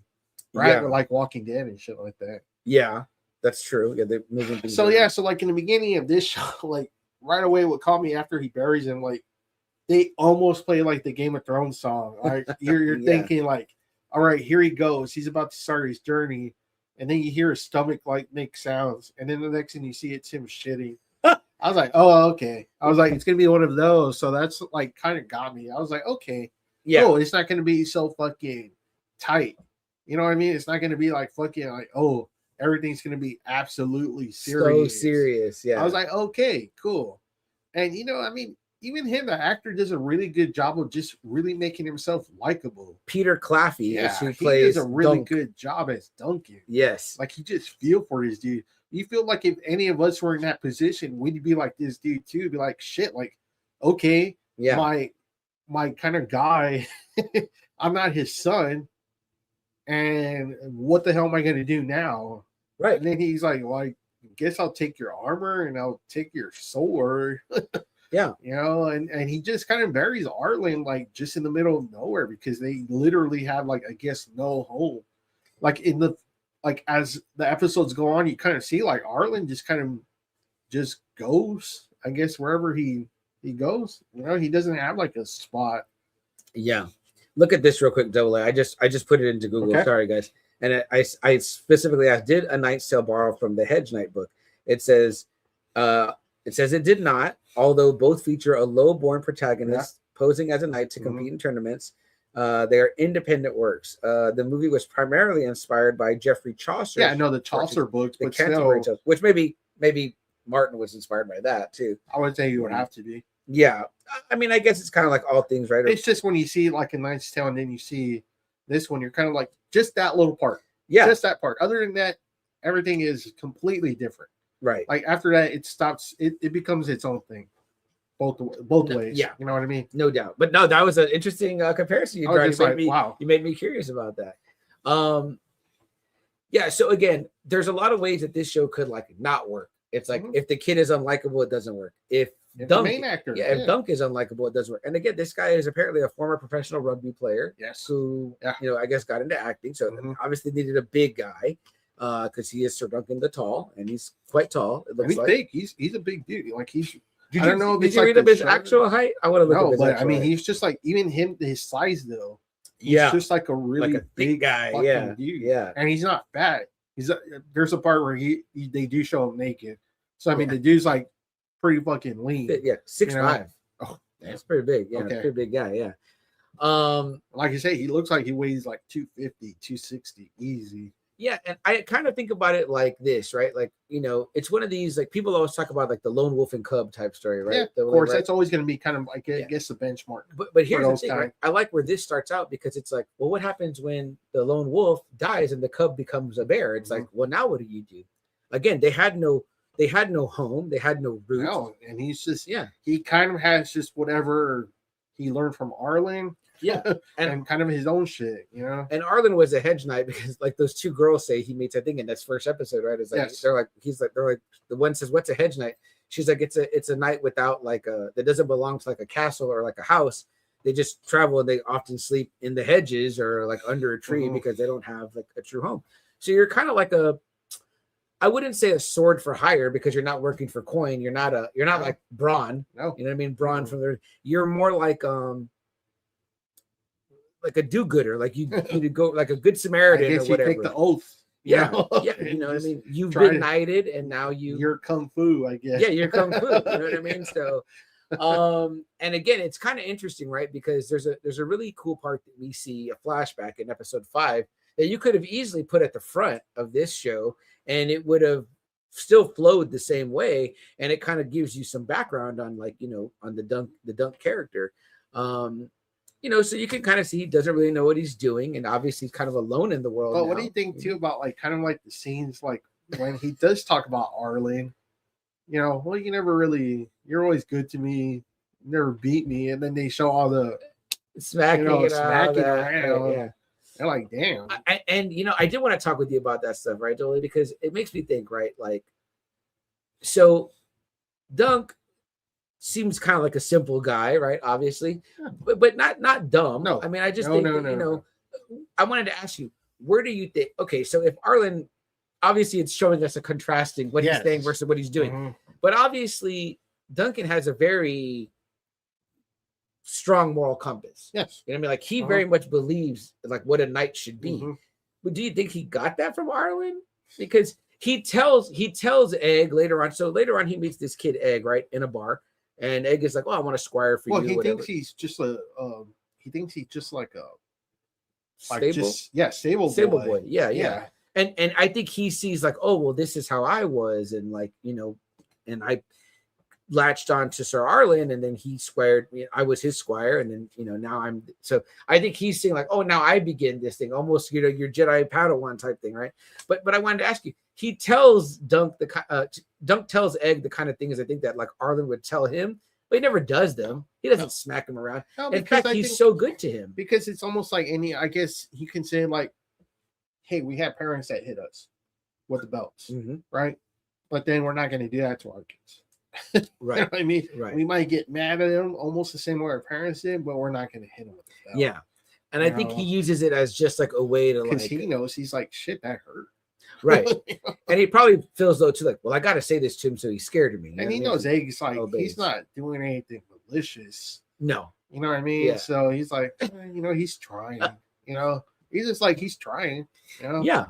And so in the beginning, right, too, Dunk says like, well, maybe I'll go join like the city guard. You know what I mean? Like, you know, he's big and you know what I mean? Like, you know, but then he's like, well, or I can enter the list, which we don't learn that the list is like, oh, there's this thing, which actually I think that little what do they call it? I don't remember the name of the guy, but it's the daughter's birthday. Oh yeah. Yeah, it's her birthday party, and they're having these games for her birthday or whatever. I guess it's like an outlying. It's almost like, it'd probably be like a Targaryen where they put this dude, this noble, to be in charge of this little town. Yeah, he's definitely like a lord or whatever. He's a lord, but it's like someone that even the Targaryens are like, yeah, you're like, whatever. Yeah. We put you here because it's a shitty area. Almost like how like Walder Frey was. Yeah. Like, okay, you got this little space and you're a like, lord of you go. these lands. Yeah, you know what I mean? But, you run this. And he's having a party for his daughter, and they're like, okay, we're going to put on games, I guess, as part of the party, right? So, like, of course, knights come, and they're going to compete they're going to do jousting and all the things. So again, Dunk is like, well, I guess I'll enter, I'll try to make an impression. Well, that's what he wants. He wants to try and make money too. Yeah, at the same time. Yeah, and I think too, he was hoping to get picked up by maybe like a house or whatever. It'd be like, because he's going to almost everyone that he's like, okay, Arlen fought for him. He fought for him. Let me see if they remember. And it's like almost every lord tells him, I don't remember Sir Arlen. Yeah, because when he tries to put his name on the list, they tell him like, well, you need someone to like vouch for you. Which of course, right? It's like, that where you come from. Yeah. Which is interesting, right? Because when I was listening to again the official podcast there, which you guys can hear too, they're about 25 minutes. they talked to like the historian guy, and they're asking him, they're like, was this like a real thing? Like, would people really have to like vouch for? See, that's the thing, because it's like, how would you know someone's a knight? So they literally ask him Yeah. that, and he's like, well, at the time, he's like, they would try to prove like lineage pretty much through memory, like, oh yeah, your dad is so and so. And so he goes, but if they couldn't, depending if they needed you or not, they'll just sign you up. You know what I mean? I was like, Yeah. which That makes sense. Okay, Yeah. that makes sense. Yeah. which the truth is like, you know, in this sense, it's kind of peacetime, and they're just competing for like, I guess, like reputation, pretty Yeah, much. reputation. Yeah. You know, Like no one's supposed to be hurt. You know what I Right. mean? No one's supposed to die in these. yeah. You know, so Well, I don't know about that. But I almost feel like it's almost like the gladiator shit, where it's like, no, because people all you could do get is hurt. just like if you unhorse them, it's something. You know, if you break a lance, it's something. Yeah, like it's not to the death. no, You know what I you're mean? not supposed to. You just Right, go. right. You know? Now, of course, we see what happens when the Targaryen, Yeah. really wants to win. What he fucking yes, does. yeah, That's against the rules. you know? absolutely. And I wanted to pull up real quick because I just want to talk about some But of that those first other one, characters. it's like really Dunk's just trying to kind of go around trying to get his name. He's trying to talk to like this one lord. What he keeps saying is like, he's asleep. Right. Like, fuck, okay. So he tries going around, kind of trying to get the list, and they're like, okay, well, you need like he said, you need someone to sponsor you, kind of In a almost. sense, yeah. Yeah. And nobody can remember nobody this guy. can remember Sir Arlen. And he's like, golly, like he was like, he said these were like his best times that he ever had Yeah. was serving under you. And everyone's like, nope, don't remember that, dude. And what's interesting, right, too, Double A, is like in all the flashbacks, they hardly even they show Dunk with Arlen, but they're never having any conversations. There's no heart to hearts. There's no nothing like No. that. The And- only time you see it is when they're under the tree and they're eating like, I guess, that salted meat. Uh-huh. Remember? And they have like a laugh with each other. Yeah, That's about like right. the only like really moment where they just look and laugh. So there's not even like Arlen imparted like a bunch of wisdom on Dunk that we see yet. You know what I mean? But again, But Dunk knows he knows how to respect yeah, the lords. yes, Like he doesn't go about like not talking to him wrong. You know what I No. mean? yeah.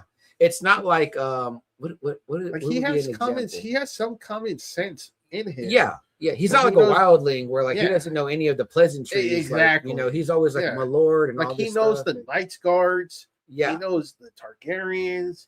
He knows these lords of Baratheon, Mhm. Tyrell. All these. He knows the houses. Yes. You know what I mean? Yeah. Like he's aware.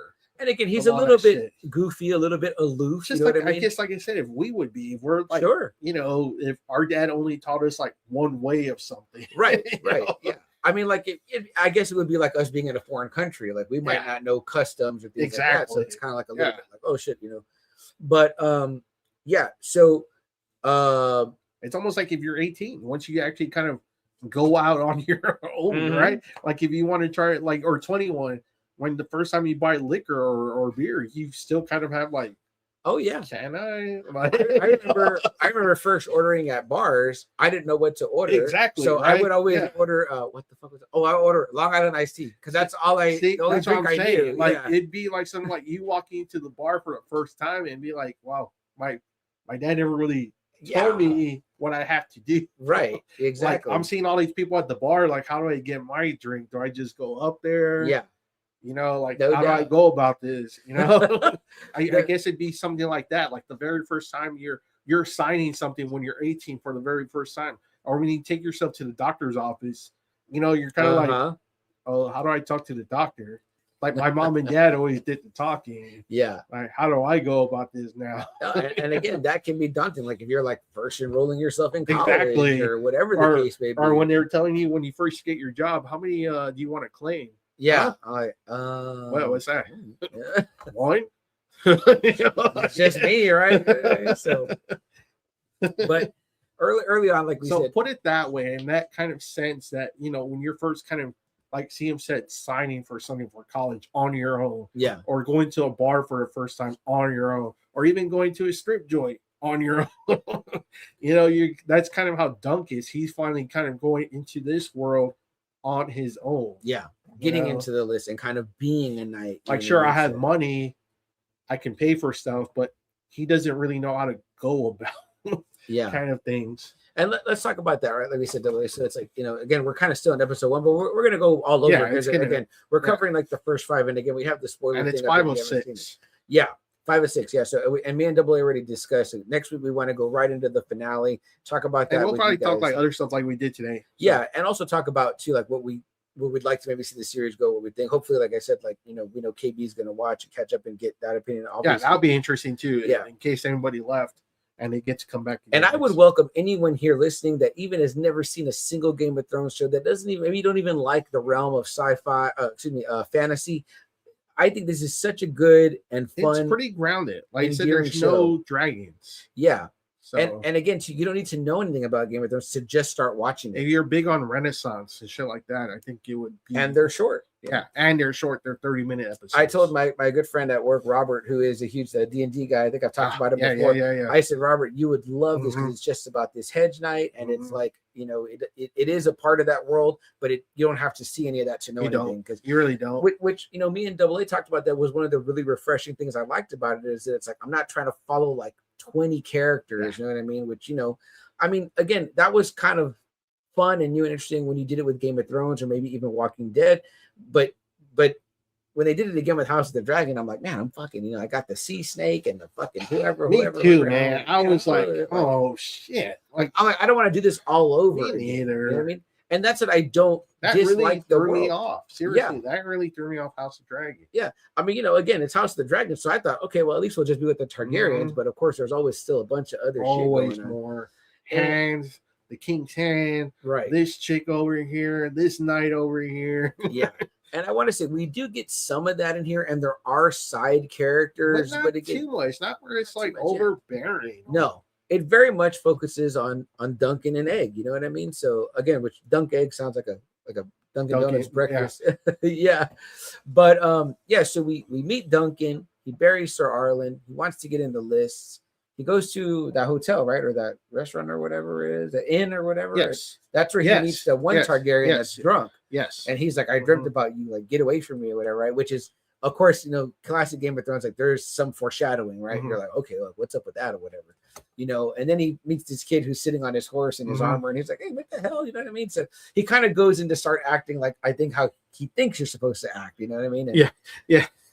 he tells him, you know, like, get off, and I'm gonna clap you around the Uh-huh. ears and all that. And the kid's like, you know, who are you? And he's like, well, Dunk. And he's like, Dunk, that's not like a name for a knight, you know what I mean? And he's like, your belt is made out of rope. So Yeah. He starts pointing out like all the flaws. yeah, like that his name isn't good. And of course, like we said, he's like foreign, like a fish out of water. You know what I mean? So Man. you know, and Egg is kind of like, well, you know what I mean? Like I need a little bit more, but I think Egg also sees, like, because he's smart. Like I think he sees like, well, this guy, maybe I could get what I want out of him, which is being a Mhm. squire. You know what I mean? Squire. I yeah. want to go to the games, and I want to like be a Mhm. squire because he's there.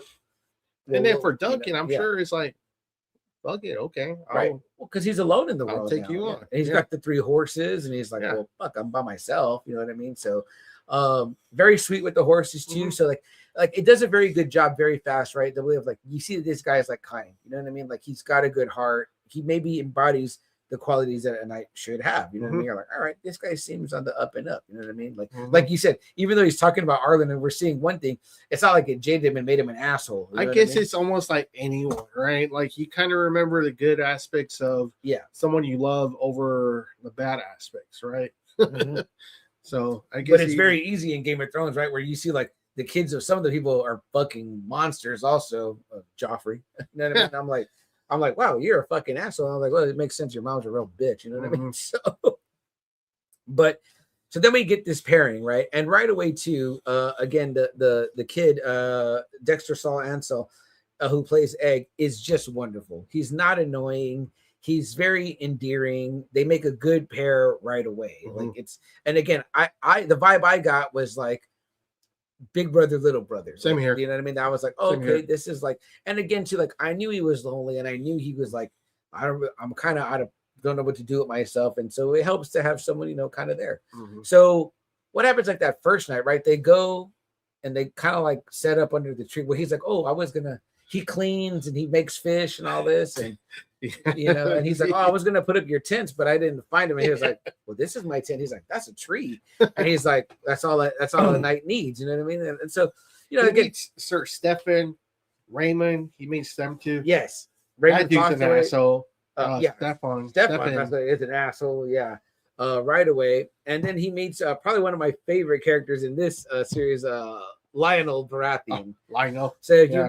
you missed the Baratheons, they're definitely here. You know what I mean? Jason, good night, buddy. Hey, good night, bud. I'm Good glad to everything's talk to you good. again. Yeah, glad man. you're okay, man. We were worried about you for a Yeah. while there. Yes, but yeah, Lord Lionel Baratheon, who is, I guess, a knight, but also a lord. So I guess you can be Yes. both double A, Mhm. like, and he's of course got the antlers, whatever. And I've told double A, I've never really been a fan of the Baratheons, you know what I mean? But I think mainly because of Joffrey made me hate them. And you know, Robert, I guess I just saw Robert as like an old fat guy. I kind of blamed Robert for what happened to Ned. Yes. You know what I Yeah, he mean? was. And then later on, you know, we find all the stuff out too with Lyanna, and I'm like, Everything. She didn't watch your ass. Yeah. Cersei was Cersei because of him. Yeah, and Yeah. he's whoring around all Yeah. the time, and you Yeah. know, excuse me. But this guy, I like this guy, and I told Double A the actor is damn, I need to look him up.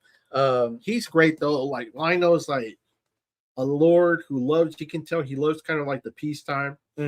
He's drinking. He's eating. He has Yes. a great big tent. Like almost everyone seems to be at his party. Yes, You know, and that's where Raymond, the squire, takes Duncan to go eat because he can tell Duncan's hungry. When they get in there, like Duncan like just starts picking out, right? He's like, oh "Oh yeah, shit!" I mean, the guy's an eater, right? Yeah. Though he's a big fucking guy. And he probably hasn't eaten in a long time. So he had like this big like turkey leg, these great desserts he's never had And before. again, when he last did it probably wasn't good food like that. Yeah. You know what I mean? And then one of like Baratheon's dude sees him and calls him over to the table, and there's like a kind of a tense kind of like standoff between them. Like Baratheon's kind of like at first you kind of think Baratheon's kind of weird, but then he's like, you know, who are you? Why are you here? Have you brought me anything? And Dunk's like, no. And he's like, so you're here to kill me? And Dunk's like, no, I'm not here. He's almost like mortified by that. Like, no, No. I definitely am not here. And he's like, what the fuck are you doing in my tent? He literally tells him that. yeah. And Duncan's like, I'm just here for supper. And then he's kind of like, And then Baratheon like, all right, that okay. makes sense. Daniel Ings is the actor's Yeah, name, and he's he's like- wonderful. I told Double A, he's like he reminded me immediately like Oscar Isaac, like, but definitely more fun. He's got these wild eyes, and I just like his character so much. Like I was like, this guy seems like he fun. takes to Duncan right away. Like Yeah. almost right away he takes to him. They're partying, they're drinking. Like by the end, he's letting Duncan wear the little crown, the antler crown, and he's like, I was like, this is just like two guys like growing out. You know what I mean? Like they're just like, oh fuck, whatever. You know what I mean? I think what does he tell him? He tells something about him being sad or whatever, right? Like, Yeah. oh, like hey, your story's kind of sad or whatever. Like, fuck, you know. And you can tell that this guy probably like just like enjoys being a knight, enjoys partying. Like Double A said, the peacetime life suits him. You know what I mean? So it's like, hey, we're here, we're gonna do the games, and you know what I mean? Kind of like, you know, fuck the Targaryens a little bit too. Yeah. So you know, they're the ones in charge, so they're always like going to be the assholes.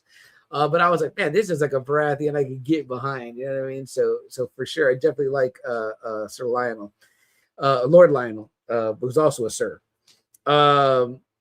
Do we also meet the girl Tinsel in this first one? The puppeteer. The puppeteer, yeah. So immediately Dunk sees her, and you kind of see he's got like the love in his eyes type thing, whatever. Beautiful gal. Specific look, which comes into play later, which we see. So I'm like, okay, you know what I mean? But yeah, they're watching the show. They don't talk right then, I don't think. No, not too much. No. But yeah, that's kind of like the kind of the first day. You just kind of get introduced. Yes. To almost every character, almost. But again, immediately though, like again, you're endeared But to a after lot of seeing these that characters. first episode, I told Sam, I was like, okay, Yeah. I'm in. And that's exactly how I felt. Yeah. I was like, I went right. I think by the time I watched the first one, 2 had come out. I've think been I was watching with, 3 behind. yeah, I've been watching with Jess. So Jess is watching with me, and she's loving it. I told you in the last episode, we watched the 5th episode. She was cheering so loud, That's Double A, right. that I had to That's right. You had rewatch to it. Yeah. rewatch it. That she was like we were at the event, you know what I mean? Like clapping, cheering. She was like fuck yeah, get him, fucking get him. And I was all like, I'm trying to hear the dialogue here. So for me, I always have the subtitles on because their accents are a little strong. Yes. And then there's certain things that you do catch with the subtitles that you don't catch if you're not watching. Yeah. So Double A gave me one of those facts. And I was like, oh, cool. You know, so yeah. on my second viewings, I'll usually put them on too, just so I can read like Because at words. first it was kind of hard. I was kind of like, shit, what the fuck's he saying? Yeah. So I did have to put on the subtitles. When I'm not watching with Jess something, I'll watch it in the morning by myself, so it's quiet in the house. But still, even then, because I was watching it quiet, I could not understand. No, there were certain parts where I was like, man, his fucking accent's thick. The first time I watched Snitch. Snitch is the like Rock movie. No, that's a Rock movie. No, but Snatch, I was like, man, these accents are fucking like what's his name? Brad Pitt or Jason Statham? No, the director. Guy Ritchie. Man, some of his movies, man, I'm like, because Lock, Stock 2, I was like, whew, like I'm just not used to hearing that. So to my ears, it sounds like, I'm sure some people feel that way about like Texan accents or Spanish accents too. So I was like, man, these accents are thick, but so I get what you're saying. Yeah. Even when he's talking to Raymond or whatever, he's like, it's blood magic, like real, like the big O's, you know what I mean? Yes. He's like a bunch of what does he call them? Incestuous aliens, don't incestuous aliens. But again, I love to hear it because it's like so the word sounds so rich coming out of them. And I heard Dunk and Egg talk like in their regular voices, they sound exactly the same. There's no like give. So the kid is English, and I guess he's Irish. Okay. So so they hang out, him and Egg hang out, they're developing the relationship, meets a couple of people, they hang out. We move on to like the next thing, right? He's gonna like again, not going episode by episode, but the next kind of thing that happens is that he's gonna try to get into the games, right? But he finds out that the first round goes to like highborns, and people of notoriety. So obviously he's nobody. I mean, I think even at one point Egg is like, well, your belt's made out of rope. Like, well, he even tells him too, like after a while, it's like, are you sure he was like anyone? Like he was like, was he a shit knight? Yeah. Like nobody remembers him because he starts feeling bad for Duncan. He's like, man, sir, it's really hard to see you, try to talk to these nobles and they just don't remember your knight at all. And he was like, was he a shit knight? And Dunk's like, no, he was not a shit knight. It's like, well, I mean, you're looking bad out there trying to for sure convince someone. Mind you, there's little things that this kid's doing that are kind of like, what's up with that? Like when he sees certain things, like he knows a lot of things. It's kind of like, damn. Yeah. And also too though, like because I was like, damn, he knows a lot. I agree. And then like when the Targaryens show up, he kind of runs away, which I didn't notice. Yeah, I didn't notice on my first viewing, Sam. Honestly, just didn't notice either. But I picked it up, and I didn't. But what she did pick up is that she was like, "Why is he bald?" And I was like, "See, I didn't think anything of that either. Honestly, I thought maybe that was just something they do, right? Yeah, like the Padawans. You know how they have to keep their fucking hair in a braid or some shit. Yeah, I was like, maybe they just shave them off. And I thought I was like, oh, maybe it's like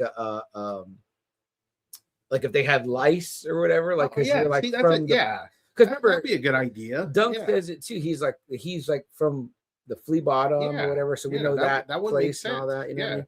But I just felt like something was afoot. I was like, oh, see, I didn't amiss because I had no knowledge of this story whatsoever. And me neither. Yeah, me neither. And sometimes I kind of like it that way. No, I'm so glad.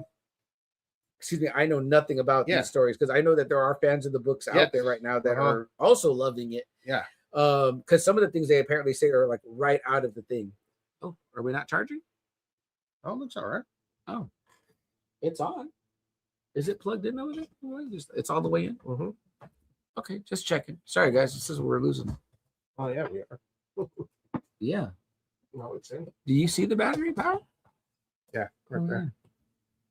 I don't know if it's in over here. Let me check real quick. Sorry, guys. Excuse us real quick. Let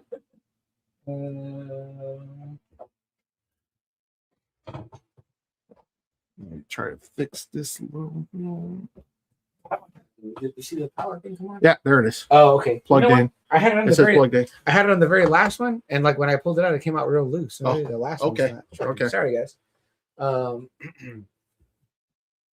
So anyway, so Duncan finally finds somebody that remembers his knight, Sir Arlen, and he's going to put him in the list. So it's Well- kind of like a win. Well, that's Baylor though. Yeah, Baylor Targaryen. So we meet like these new Targaryens. The Targaryens get there. There's There's Prince Baylor, who's the hand of the king, who's also the And heir to the- the throne, and heir to the throne, and then Meeker. Yeah. I think that's how they say it in the. or Makar. I heard so many You might different be right. things. Yeah. So he's a brother, But they're brothers. and he's got like 4 kids, Yeah. and See right here, maybe you can see them. You're gonna not be able to see that barely. and right away you can tell like Baylor's like really, really different. The way I was surprised. Yeah. He talked to that Lord real fucking smooth. You know, Mhm. he was like, "We're a pleasure to have you, sir." He's like, "It's a pleasure to be had," or some shit like Yes. that. You know, Yeah. it's a pleasure for you having us. Yeah. You know, and he tells the brother, you know, don't be disrespectful to our host. And he's like, I'm not talking to the host. Yeah. You know? But I was like, wow, like, and then at first I told CM, I was like, was he a Targaryen? Because he didn't even have the fucking white hair. And you know, he was like, no, yeah, we had to talk about it a few times. He was like, no, yeah, he is a Targaryen. He's the heir. He's the hand of the king. Yeah. Which makes sense. I noticed he had the thing on. Yeah. But yeah, it turns out he's like a really beloved character. Like he is a really great Targaryen leader. Like it sounds like he's the one that goes out, I guess, everywhere and greets, I guess, everyone around the realms. And he seems too very diplomatic, very spoken. just Seems like he that's probably treats why he's the everyone hand. with supreme respect. Yeah, that's probably why he's the hand and the heir. So you kind of, I was like, damn, like this guy's fucking cool. Like the other dude acts like a Targaryen big time. Yeah, the brother, Makar. Yeah, he fucking acts like a Targaryen big time. This dude was just kind of like, man, this dude's fucking smooth, you know. And they see fucking Duncan kind of like, man, just really bad, like listening on, you know, to their conversation, and you find out that Maker is having like his 2 kids are missing. They're not there. And so that's he what they're has 4 talking sons. about. Yes, He has 4 sons. Yes. Makar. Yeah. And that's when he sees Dunk. And then Dunk pleads his case. Baylor's like, you know, why are you here, sir? And he calls him sir, like very respectfully, you know. And you know, he's like, you know, Sir Arlen, you know, I'm trying to. He pleads his case. I'm trying to be in this tournament. Nobody remembers my night, but he said he broke 7 jousting sticks with you. Yes. And Baylor remembers him. Yeah. He's like, yeah, it was 4. You know, but he remembers him. He's like, oh yeah, I remember him. And classic Dunk, right? The Baylor's like, no, I think it was 4, and then Dunk's like, no, sir, it was 7 or whatever. Which I was like, kind of like, oh shit. Yeah, like cut it. Yeah, because I was like, oh no. And then he was like, he's like, it's all right. You know, he was like, you know, things, you know, there's no reason for you to be freaked out, you know? Yeah. And he tells him, you know, he tells the dude, put him on the list, you know? It's no big deal. Like, put him on the fucking list. It's not, you know, it's not something you have to be noble born. You know what I mean? Like, right. It's just jousting. And, you know, he tells him to kind of, he does test Dunk. Remember, he tells him he did unhorse the gray wolf or the gray lion. I forgot what it was. Yes. And he goes, do you remember his name? And then Dunk remembers his name. And that's what kind of gets him in there. That's what gets him in. Yeah. So, you know, that goes really well. And I was like, wow, that was cool.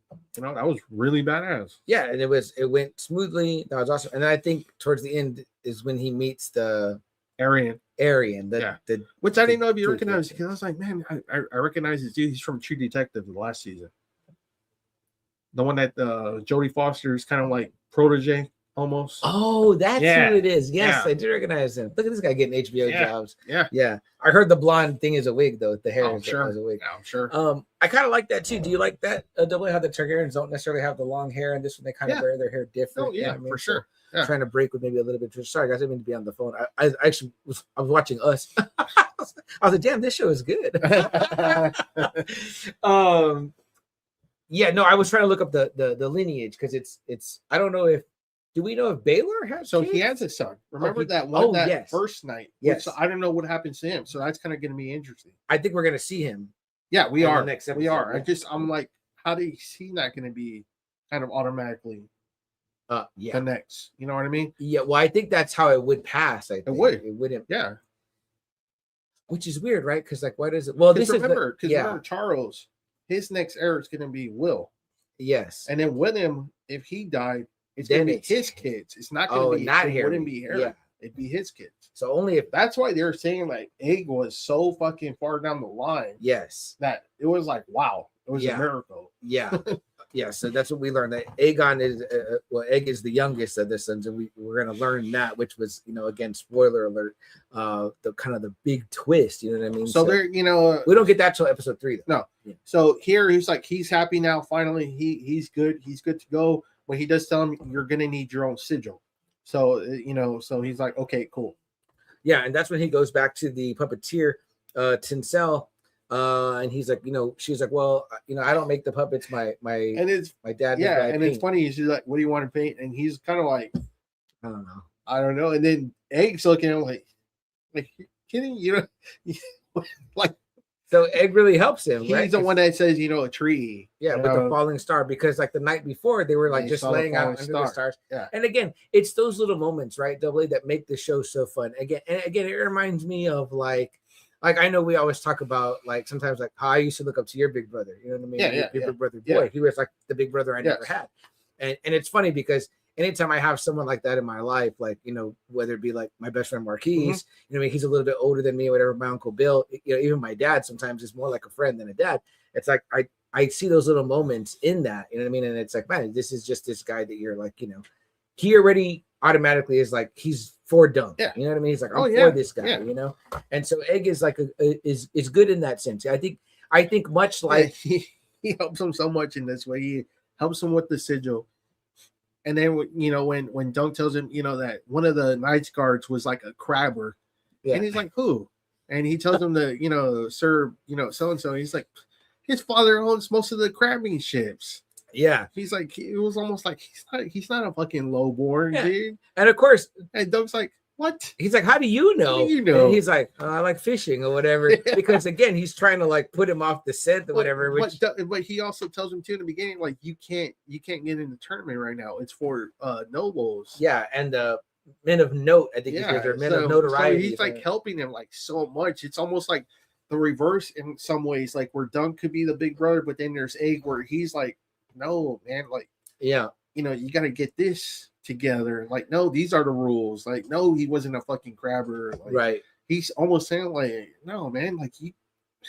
So it's kind of interesting, like, right? You got to be out there. Like, you got to know. Like, he's almost like you have to know this shit before you go out there and just say shit, And I think it's interesting, right? Because I think that maybe Duncan thinks like, oh, it's my job as the knight to impart wisdom on the squire, but really he's like picking up a lot and learning from because Egg. Man, he would have looked bad on some of those. But at the same time, Egg is respectful, right? And I like this episode a lot, episode 2, because he doesn't have to compete. He's like throwing up. Obviously, he's like, he gets nervous bad. Yeah. And it's very much like a Creed, right? You know what I mean? He's like, I gotta take a shit. You know what I mean? And it's like, why was I throwing up in the morning then? Yeah, it's like you're nervous over nothing. So, but then it's fun because they get to go hang out and watch the game. Yeah. And they play tug of war. Yes. And dude, this is more of that shit where I'm like, in 30 minutes, you're making me bond with these characters. You're making me love these characters. Like seeing Egg cheer at the game. Yeah, he's like, and Dunk's cheering too. It's and then like the first time, like for him seeing this shit, like for both of them almost. Yeah. Where Egg is like full on, like, hell yeah. Dunk is kind of like, oh shit, what did I just sign into? Right. Yeah. Which I gotta say, Double A, like when I was like watching it, we talked about what we said, right? Historically, like, oh, well, if you really wanted to be a knight, they're just like, well, we just need bodies. So yeah, go ahead, you can be a knight. You know what I mean? I'm like, but I'm thinking to myself, I'm like, is that something you really want to do? Like, it's like, fuck. I mean, like, I guess if you need money, and you're big and strong, I'm like, but if not, it's like, fuck that. I mean, that's like you setting yourself up to get fucked up. You know what I mean? I would think so because they land hard. The horses are going quick. You're getting punched off a horse, maybe, or you can get really fucked up if it lands in the face. Like when they showed the Mad Knight. Remember, I forgot his name, Mad Robin or some shit like that. In this episode, he comes out in episode 3. Oh yes, when Egg gets realizing like, oh shit, I gotta try to carry these big jousting sticks. Yes, to Dunk. Yeah, and try to get the horses on. Like, go. Someone tells him they're like, you're kind of small for a squire or whatever, right? Which it made me think, right? You got to think right before Sir Arlen died, Dunk was still his squire. Right? Yeah. He's like a full-grown, big-ass man. You know yeah. what I mean? So, I mean, yeah. Whereas they show more flashbacks where he's like, he was a good fighter, and they're showing Dunk just like fucking wailing on him, and he has to pick him up. And yeah. I think Sir Arlen loved the drink too. I think you know what I mean, for some of that Dornish wine, you know. But I again, Double, like when I was watching these episodes, like I have that smile I had with Wonder Man, where like my cheeks were hurting, and I was thinking, I was like, I cannot wait till you see this, because I was like, Adam's gonna love this. It's just like, it's a good time. I mean, just seeing Egg being like, he's like really into it, fully cheering, yeah. And then you see him when the Targaryen fights, he roots against him, the Aerion with his cool dragon. I remember when he sees the cousin first. Yes, he's like, he goes, oh man, like Dunk's like, I bet he's gonna win. Yeah, and like, yeah, I'd put my money on that. You know, so apparently that one has a good reputation too. Yeah, the son too. Baylor, right. Looks like he has a good reputation. That's one where he's like, I won't embarrass you today, cousin, right? He tells him that. Yeah. So that's where that guy was I was telling you about that I forgot about, with that other, he had that similar armor to the dad. Oh, yeah. But yeah, it's just like a good time. Is this where they drink the ale in the tent? Yeah. And then they go to Lionel's tent again, and they're singing the song about the whore or whatever. Oh, yes. Or that might be the beginning of 3. So let's go into 3, because that's pretty much it. Because then in the beginning of 3, that's when he gets the horses. Well, real quick, I want to talk about like one of my favorite scenes, and I'm pretty sure it's episode 2, but when they're sitting on the hill. Oh yeah, and I love this scene so much. So they're sitting on the hill, Dunk and Egg, and Egg's just talking. He's like, I could see myself in a place like this, and Dunk's like, you are in a place like this, and he's like, well, I mean, like for a while, and he's like, okay, like Dunk's also like this kid is so much he's got so much like depth of thought, where it's like Duncan's just like, I'm trying to get to the next day here. And too, like, kind of like, why would you want to be here for? And then he says he's like, I'm trying to get out of here. Right. And Duncan tells him, he's like, well, you know, I'll fight a great battle for my lord, and I'll come back and I'll get the second prettiest girl.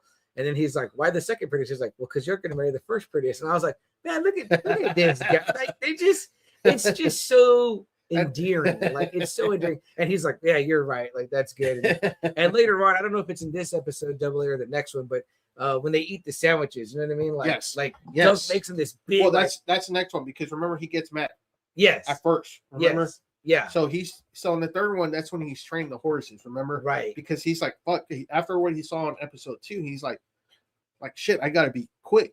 You know, I gotta get these jousting sticks, you know, and go. So he's doing that. That's when he meets that Mad Knight. Yeah. And they show him where he got a fucking stick in the eye. Remember when he was jousting? Yeah. So I was like, shit. So, and he also, that's who tells him, he's like, you're kind of small for a squire or whatever. And then he's like, where'd you get this? Did you steal it or whatever? And he's like, it's not stealing if you're going to return it, you know? So again, like Egg is sharp. So he's sharp, like, you know, still he was kind of like, oh shit. Like, oh yeah. Like crap. Also, I want to talk about real quick this part at the beginning of that scene too, Double A, which is more testament to the character of Egg, right? Is that he's talking to the horse and he's like, you're being stubborn like old iron. Oh yeah. And then he goes, my father says you shouldn't talk to horses. Whatever. Remember, his father is Makar, the one with the blonde hair, blonde beard.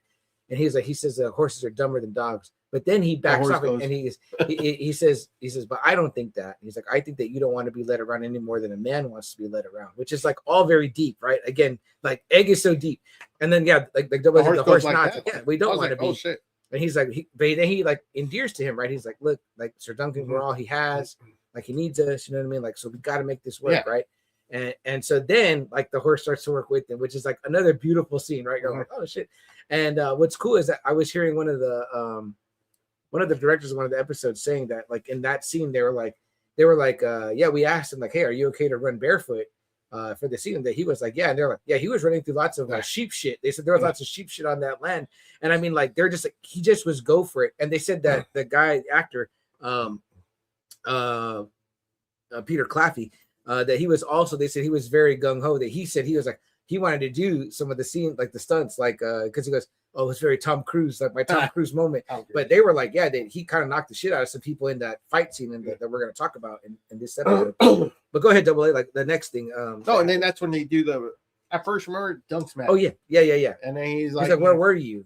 And then, you know, he's like, I'm hungry. And he's like fix the horses first. Or we're going to but then the he's horses. like, wait. Yeah. And then that's when he starts making the ham and they get the eggs. Yes. And they make the breakfast and then they Yeah. make the sandwiches. And again, like the sandwich is like twice the size of egg. You know what I mean? Like that's like But a those big eggs man are sandwich. big though. Yeah. Like those eggs that they get Because they're fucking goose eggs, I think. Yeah. And he's trying Yeah. to talk to the guy. So I'm like, why didn't you just point to the eggs? I was like, he's over here like, he's like trying to. yeah. But like he makes, I guess he puts like ham and egg, and like egg is like this is great. Great, Like, this is yes. And it's just a little scene of them sitting on the ground eating a big sandwich, but it's like already, like again, it's those kind of things that make you like love characters. Yeah. And you're like, man, look at him. He's being like a big brother to him.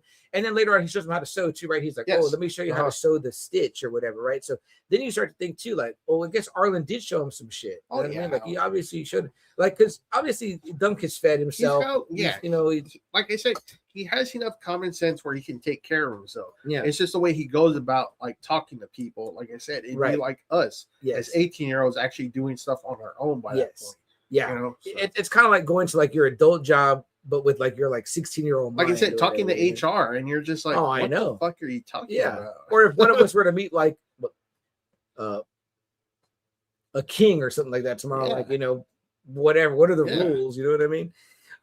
Which is kind of funny, right? Because they do a knighting in this series, and man, it's like so badass, right? Like we saw with Brienne, right? At the end of everyone talked about that scene. Man, too. I was fucking amazing, right? But I actually looked up, right? Because I wanted to see like a real knighting, like it, you know, Buckingham and all that. So I actually ended up landing on like Rod Stewart's knighting, and I was like, man, this fucking sucks. Like I was like, he literally just is like, okay, then he shakes, and then that's it. I was like, well, that's fucking lame. There's not even like no words. They're just like, Rod Stewart for his accomplishments in music. He comes up, you know, I think William did it. Maybe they don't say any words because maybe there's no warriors. Maybe there I guess no so. words. Yeah. I just was like, you're just giving the title because of what you did. But it's still cool to have. No, for sure. No, I'm saying that maybe you don't have words for nights like those. Because can you in like our world, double, can you only be knighted if you're British? Do you know? I believe so because I've never seen an American. No, right? And it's like, who do we know? Like Paul McCartney, Sean Connery, Sean Connery, Gary Oldman just got so. Gary Oldman, yeah. Anthony Hopkins, Englishman. I'm down. Not Liam Neeson, right? Because he's Irish. Well, so is Connery. Oh, so then he could. Well, he's Scottish. But, I mean, maybe they consider it part of like the Great Britain or British Isles or whatever. I'm sure it did. Interesting. Yeah, I guess I just thought that the ceremony kind of lacked a little luster. Oh, yeah, I'm sure it was. I'm sure it was way better back in the maybe even in the medieval days. Yeah, I'm sure they might have been saying words even then. So. Which is cool because I think that all of us kind of fell in love. But they're not fighters. Like I said, the actors, musicians aren't fighters. So maybe there is no word for that. We all kind of fell in love with the scene, obviously the Brienne of Tarth scene and in Game of Thrones, which is like that's why I said there's so many good scenes in that last season. Mm-hmm. It's like people just kind of forgetting like shit on the ending. But I was like, man, there's so much good stuff. In there. No doubt. You know, I mean that I watch that scene like a couple times a year just because it's so amazing. It's awesome. And Gwendolyn Christie is amazing too because that big smile she has, like when they're all even Podrick cheering. It's telling her like almost like like do it. And even Tyrion gets out of his chair because he's like, holy shit. Yeah. He's about to see history right here. Yeah, he's the one that says it. Sir Brienne of Tarth, a knight of the Seven Kingdoms, which you're like, man, like, did he just get filled up? You know what I mean? And there's so many scenes in this show that make me feel like very similar. You know what I mean? Like I'm rooting for these guys. Like I love these two guys. I want to see them succeed and win and get all the things. Yeah, I think this is too where they meet the sightseer. Yes. She tells Dunk he's going to be great. He's going to be richer than a Lannister, she says. And then she tells Ake his horrible. Which is that he's going to be king and that when he dies, that all his kingdom's going to hate him. And then when he dies, they're going to cheer, which he gets freaked out, right? Now, mind you, at this point, Dunk still doesn't know who Egg is, whatever. And he's like, just like, that's, see, give her some coins. It's fun. It's fun. Yeah, it's fun.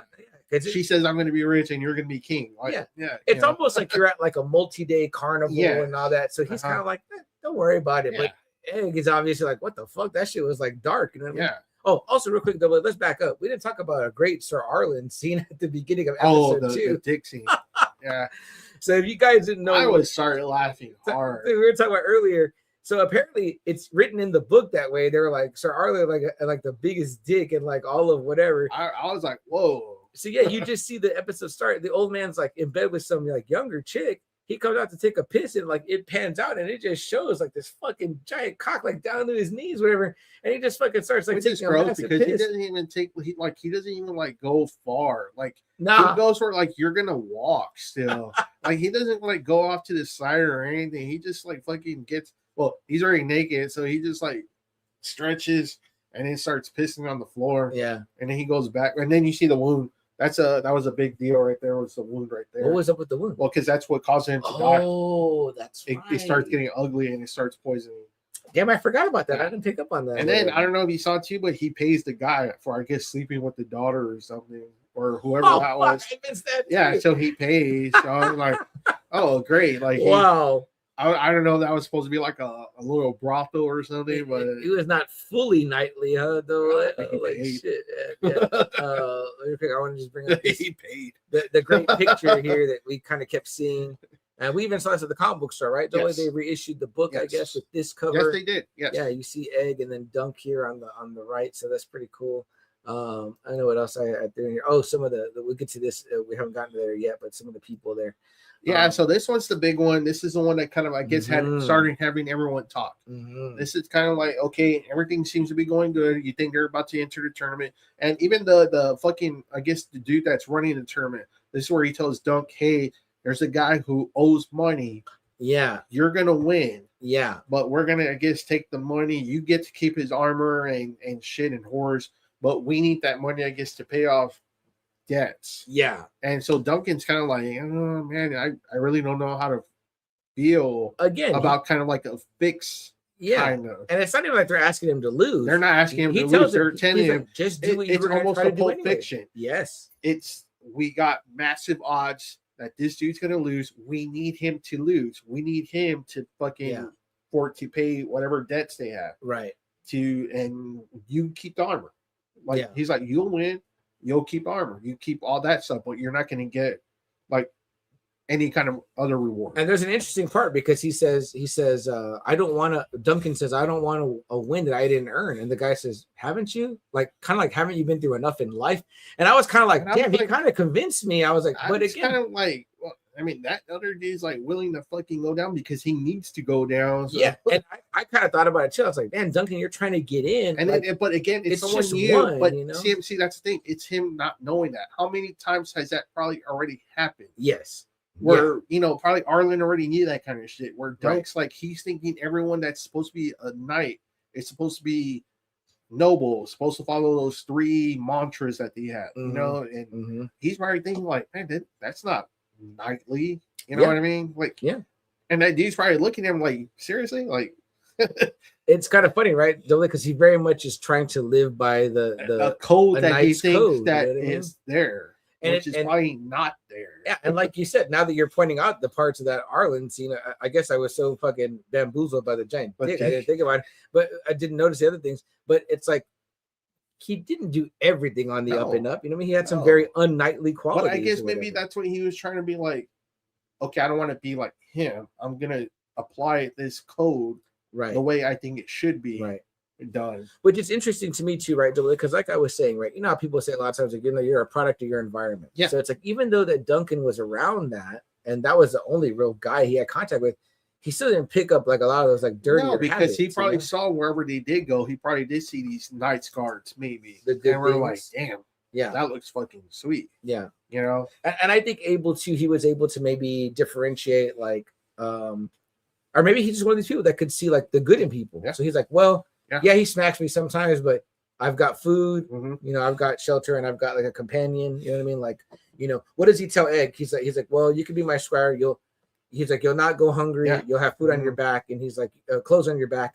He's like, so food on your back. You'll have clothes on your back and you'll have food in your belly. You won't go hungry. He's like, it's not much, but it's what I could offer, which is like, okay, well, if you're traveling with someone, you've been living at Flea Bottom, then like, that's a great deal. You're like, okay, well, this is better. You know what I mean? Like, maybe I'll learn some skills along the way. So, So anyway, the puppeteer, she's putting on this show, and part of her show is that she slays this dragon or whatever in the show. Well, which is kind of like, damn, why did you do that when you know these people are here? The Targaryens are there. The prince is there. Prince Aerion is there. There's always one fucked up Targaryen. He sees the dragon getting slain, even though it's a puppet show.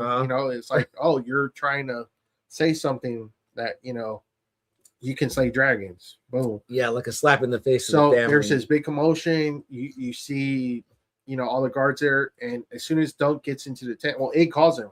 Like, Yeah, Sir Duncan, you have to come. Dunk's having a drink with Fossilway. Yes, and he's watching the puppeteer show. Yeah. Egg. Raymond. He's having Raymond Fossilway. Yeah. And then that's when he comes, and that's when he sees Arian break the fucking chick's finger, which is shitty because obviously she's a puppeteer and a painter, and he's breaking her thing. And then this guy too is like way smaller than Duncan. So Duncan rolls in, fucking beats up all the kind of guards. Yeah, and then like. This is what I was surprised about. He just goes after the Targaryen. Oh, yeah. Like, he doesn't hesitate, nothing. Nope. He just goes boom, boom. Nope. And then he even kicks his face. Yeah. Like, dude, he was like in a rage. Like, I was like, oh, shit, he doesn't give a fuck who he is. You know what I mean? So, which right away, when I saw this happen, I was like, this guy's fucked.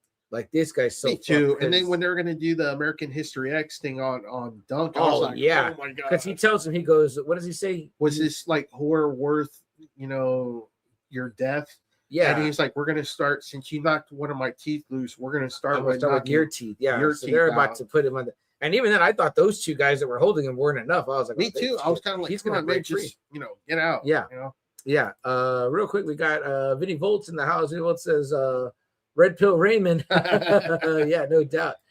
And then that's when Egg comes, and the big, massive reveal is him. Yeah, he's Aegon. He's the fourth born son. He's a prince. Yeah, and the brother's like, "What happened to your hair?" Yeah, he's like, "I shaved it off because I don't want to look like you, whatever." But and then that's when it boom. He calls the guards by name, and he's like, "Let him go," or whatever. And at first, Duncan's like, "Get out of here, boy! Like they'll hurt you, whatever." And then he's like, "No, they won't. Or they'll answer my father." So it's like, fuck, this is like Makar's son or whatever. Yeah. So obviously, another prince. You got princes on top of princes everywhere up in this motherfucker. So, but still, you got to listen to the kid though. Yeah, so. Absolutely, yeah. And I think Duncan feels a little bit like, what the hell? Like, yeah, that's who you are. You know what I mean? So that takes us to our next episode, which starts which starts the whole they talk. Baylor tries talking to him. I know what you're trying to do. I know you're sticking up for the night, but what you did was wrong. Yeah. What you did was wrong. Most likely you're going to be having to put to death. But then that's when he starts asking him, how good are you as a knight? Because there's a way out of this. He goes, do this challenge. Like, say it out loud. Which I knew because I remember from Tyrion, trial by combat, right? Yeah. You're going to ask for trial by combat. So audio cut out. Oh, are we all the way out? I can hear. Hello. Can y'all hear that? Let us know if you can still hear. Shit, I don't know. Let me turn on the phone to make sure I can hear ourselves. Yeah, do that. And so I'll kind of keep talking while you put us on. So, Baylor's telling him, all this. You said trial by combat, right? Yes. Okay, so he's kind of like, if you're really good, you can pretty much beat this dude, my nephew. And but you gotta be really good at this. Because obviously all the Targaryens are most likely trained by the very best, right? Mm-hmm. The very best fucking teachers. Oh, yeah. Shit like that. Yeah, no doubt. Him and A kind of have like a little discussion. He kind of, I don't know why he would feel kind of betrayed by. You can still hear shit. Yeah, okay, we're good. Okay.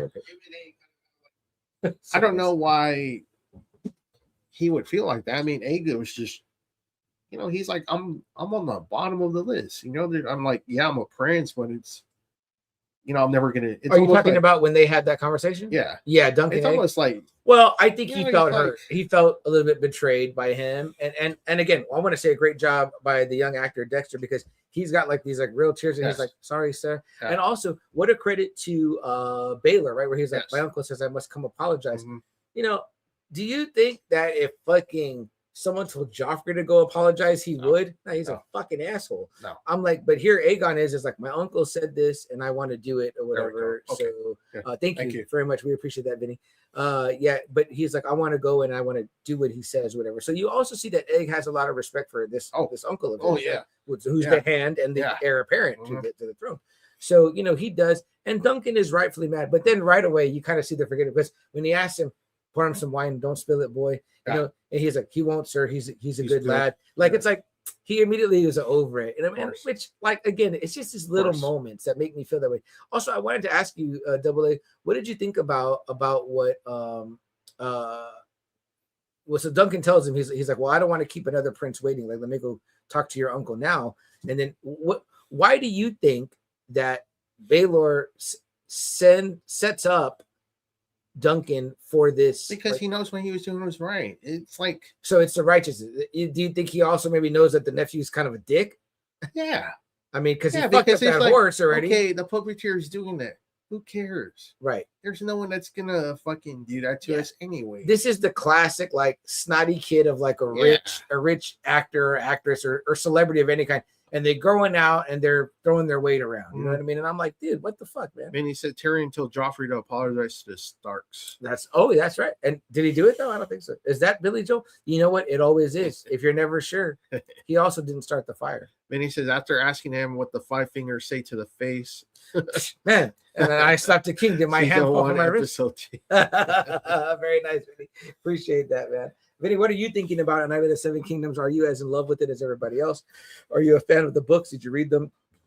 If you didn't, what do you think just about the show? Like me and Double A, we didn't read any of the books before, so it has been just a pleasure to get into this show. And I just read right now that our good friend Alfred Freddie is I guess he just got through with episode 5. Oh yeah. He posted or whatever. You know, our good friend from the comic book collectors, Alfred. And Collector's Cove is also watching the stuff, but so there is a degree of, I think, righteousness within this little group of Targaryens. You know what I mean? And then maybe he figures, like, if he's good enough, the dude will just say you. Right. You know? Yes, yeah. Which I had forgot about. Hurt. It doesn't have to be and nobody to gets the death. Hurt. Yeah, right. You know what I mean? So and then also too, he meets the other brother. Egg's other brother, the drunk, the one that he met in the which we find out he has visions. So yes. That's why he fucking. But he also kind of shot on Dunk because he was like, "Oh, well, that guy took him or whatever." Yeah, which he's like, "Great, now I've got to throw him out." Yeah, yeah. He's like, "I got to answer for double the crimes." Yeah. And so he's like, "Okay, trial by combat, I can do that or whatever." But then Arian, he fucking has some sort of knowledge. Or even his father didn't, like, trial by 7. And he's like, what the fuck is that? What the fuck is that? Like, nobody knows what that is, whatever. And he tells me, he's like, hey, are you, the dad seems kind of okay because he's like, wait, are you being a coward? Yeah. Like, just fight this guy, like, fight this and dude. get it over with. He should be a superior knight, right? You know what I mean? Like, and obviously, we really haven't seen anything from Duncan at this point. You know what I mean? Like, to know how he is with sword and shield, you know? Then he says, read them. Yeah, love them. Love the show more. Oh, wow. That's great to hear. The themes the show plays are a bit more heavy-handed at times, but I think the impact is far better than both the book or the comic. Nice. Okay, nice. Good to hear. Good to hear. I hadn't heard from too many book readers other than the one that was on the official podcast. And so he tells him with this trial by 7, I got my 7, you get your 7. And he's like, I don't know anybody. Like, I don't have any friends. It's like if the gods deem it just, you will. Which is almost like this guy was just being lazy. Yeah. Like, he was just like, I don't even feel like fighting. And not just that, but you have like the Knights Guards. Those guys are supposed to be the best fighters around. Technically, he would have had, they brought 2 of the Knights Guards. But I think you see 3 when it gets down to it. So then that was 3. Then he had himself. Then he was going to have his dad and his uncle. So he was already at 7. With some big experience. With experienced guys, he would have just needed that one Stefan, more. Which turns out that fucking Stefan is the one that betrays Dunk. Right. Goes over to him. Yeah, so he already had the deck stacked against fucking poor Dunk. Because it's like, shit, who's gonna fight against the Knights Guard? Who's gonna want to strike against a Targaryen? Right, and then this like shitty hedge knight. He knew he didn't know nobody, and I mean, it was like he just wanted to fucking. It was almost like he was too lazy to even want to fight and kill the guy. You know what I mean? So at first, he thinks Stefan's on board. He's like, "Yeah, I'll do it, and I'll bring some guys." Yeah, Baratheon, comes in for him. Tyrell, the one that Arian cheats with in jousting, where he kills the horse and breaks his leg. Yeah, he's in on it. He goes, if I can stay on my horse, I can fight. Right. So he's got a Tyrell, he's got a Baratheon, he's got himself, and the he one thinks with he the has one Stefan. eye. Yeah, he has that man knight. He just needs 2 more guys. Yeah. And then, like I said, with the turn is with Fossaway that he's like, "Oh, I'm out of here. I'm going to fight for them." Yeah, because they gave him a lordship. They did a Braveheart with him. And Raymond is like the squire. And Raymond's like, "Are you fucking kidding?" He's like, "You promised him." Yeah, and he's like, "Get my horse, whatever." And he's like, "Fucking get it yourself," which was awesome. Yeah. So this is where we're like, everyone is like, "This dude." Everyone became That's your boy right there. Like this dude is down as fuck. They're like, "Knight me, Sir Duncan. I'll fight with you." Yeah, because he's like, "Yeah, only a knight can make another knight. Like, do it." Now, I want to ask you something, Double A, because this is a big, and again, please no spoilers if you guys have read the book. There's a little bit of like, has Duncan been knighted? Oh, you read ahead? No. Okay. Not read ahead. I read that group because I didn't think anything of it. Mm. I was thinking Duncan was hesitant because he didn't want to do that to Raymond. Yeah. You know, so I didn't start reading the theories until after episode. And I was like, oh no. Yeah. I bet he's not a fucking knight. It occurred to me too, because I was like, wow. I don't know the future. I don't. Me neither. So I'm kind of leaning towards that, which kind of it's gonna suck if we find out that he's not a knight and all this kind of happened for nothing. But again, think about this, Double A. Think about this, right? It's like, what does he say? Who says it in the? I think it's Lionel that says it to him. He's like, you know, what does it really matter when you're like doing things like this? Like if you're doing the right thing, and it doesn't really matter if you're. That's without consequences. It's kind of like you're still living the life. You know what I'm saying? Like it's like I don't know how you want to say it. I can't remember who says it, but it's something like that. But going back, like I want to go back to what we kind of started talking about earlier that we didn't mention.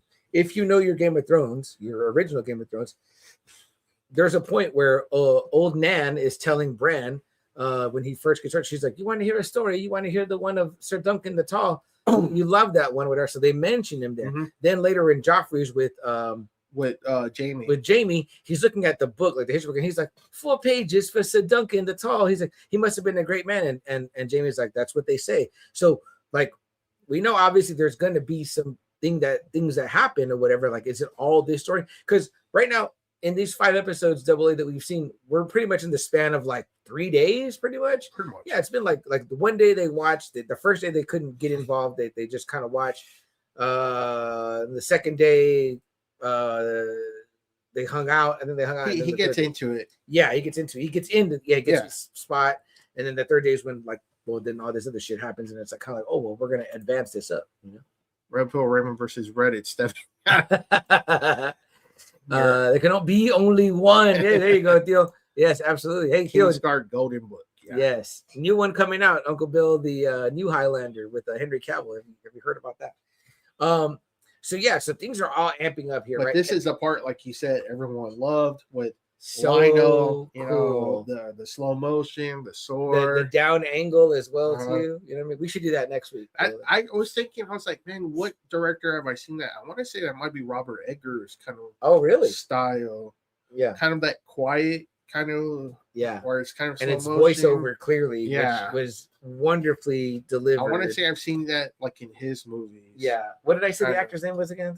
Daniel Ings? Is it Daniel Ings? Yeah. And so that's the part where everybody was like blowing up about. Yeah. I mean this, and then the next part, obviously, is like, you know, so they have their 7, and now he needs what, like one more? Yeah. And then, you know, that's when he does his speech, and yeah, which is also like they lean into the comedy a little bit here. The guy fucking. But then after that, it kind of gets serious again when he's like, "Man, are you shitting me? Like, is there no one here? Are all the fucking noble houses of Westeros like afraid?"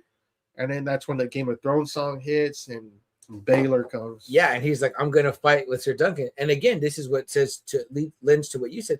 He was like, "It's the right thing to do." Mm-hmm. Like, there's righteous. So again, like these Targaryens are like. I think he's thinking too. Look, we just have to fight. Stay alive, yeah. And hell, the one brother even tells him, he's like, "Hey, can you just give me like a good clip on the side so I can go down?" Yeah, the brother, that's right. He's the brother. He's like, "I'm no fucking fighter or whatever." Like, and I was like, "Yeah, it doesn't have to be all crazy and shit, you know." Then he says, "Did you guys hear the A actor accidentally spoiled a potential casting of Henry Cavill for season 2? Oh wow! Since they filmed both seasons back to back." No, wow. I didn't hear that, but I did hear that there wouldn't be the long wait, which people were also excited about because, man, that's fucking killer. I'm like, I forgot that House of the Dragon, the next season was coming out. I was like, so after this one, this is kind of like, this is the episode kind of where I started hearing everyone started talking about this show again.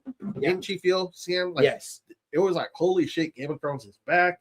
Oh yeah, like that was like rated like a 9.7 on IMDb. People were just like, you know, fucking Raymond was like the friend that everybody needs. Baylor's like the fucking leader that everybody wants. Yeah, like the Targaryen people like you know what I mean. Like everybody was just blowing up about this. Oh, and I've already been hearing people say way better than House of the Dragon. They like it more, the pace, everything, and I'm like, Do you like the In characters 30 more? minutes, you get so much. Like we always say, if you can just do it right, you feel like 30 minutes is almost like an hour Yeah, episode. dude. Every Sunday, I tell Jess, I'm like, babe, you ready for Dunk and Egg? It's time for Dunk and Egg. And she's like, oh yeah, babe, put it on. I'm like, when I don't give a shit about Rhaenyra and all them. I'm like, oh, these fucking. I don't want to. Not because they're women. I just like these catty bitches are like, fucking. Man, Quinn from Jaws. Yeah, hell yeah. Oh, well, I gotta finish this cat first. I know you can see it. I got it was a 50th anniversary. There you go. And then I think he even has his quote. Right. I love that. Man, tank goes in the water. Cage goes in the water. Sharks in the water. Man, grab yourself an Alamo if you haven't had one yet. Since House of Dragon blue balled everyone. Man, you're not kidding, man. By miles. I'm like, Jesus. If you guys want to have some fun for Game of Thrones listening, check out Glidus? Okay. Yeah. Cool. No, is that another podcast? Vinny, let us know. Cool. Yeah, no, I'll definitely check it out.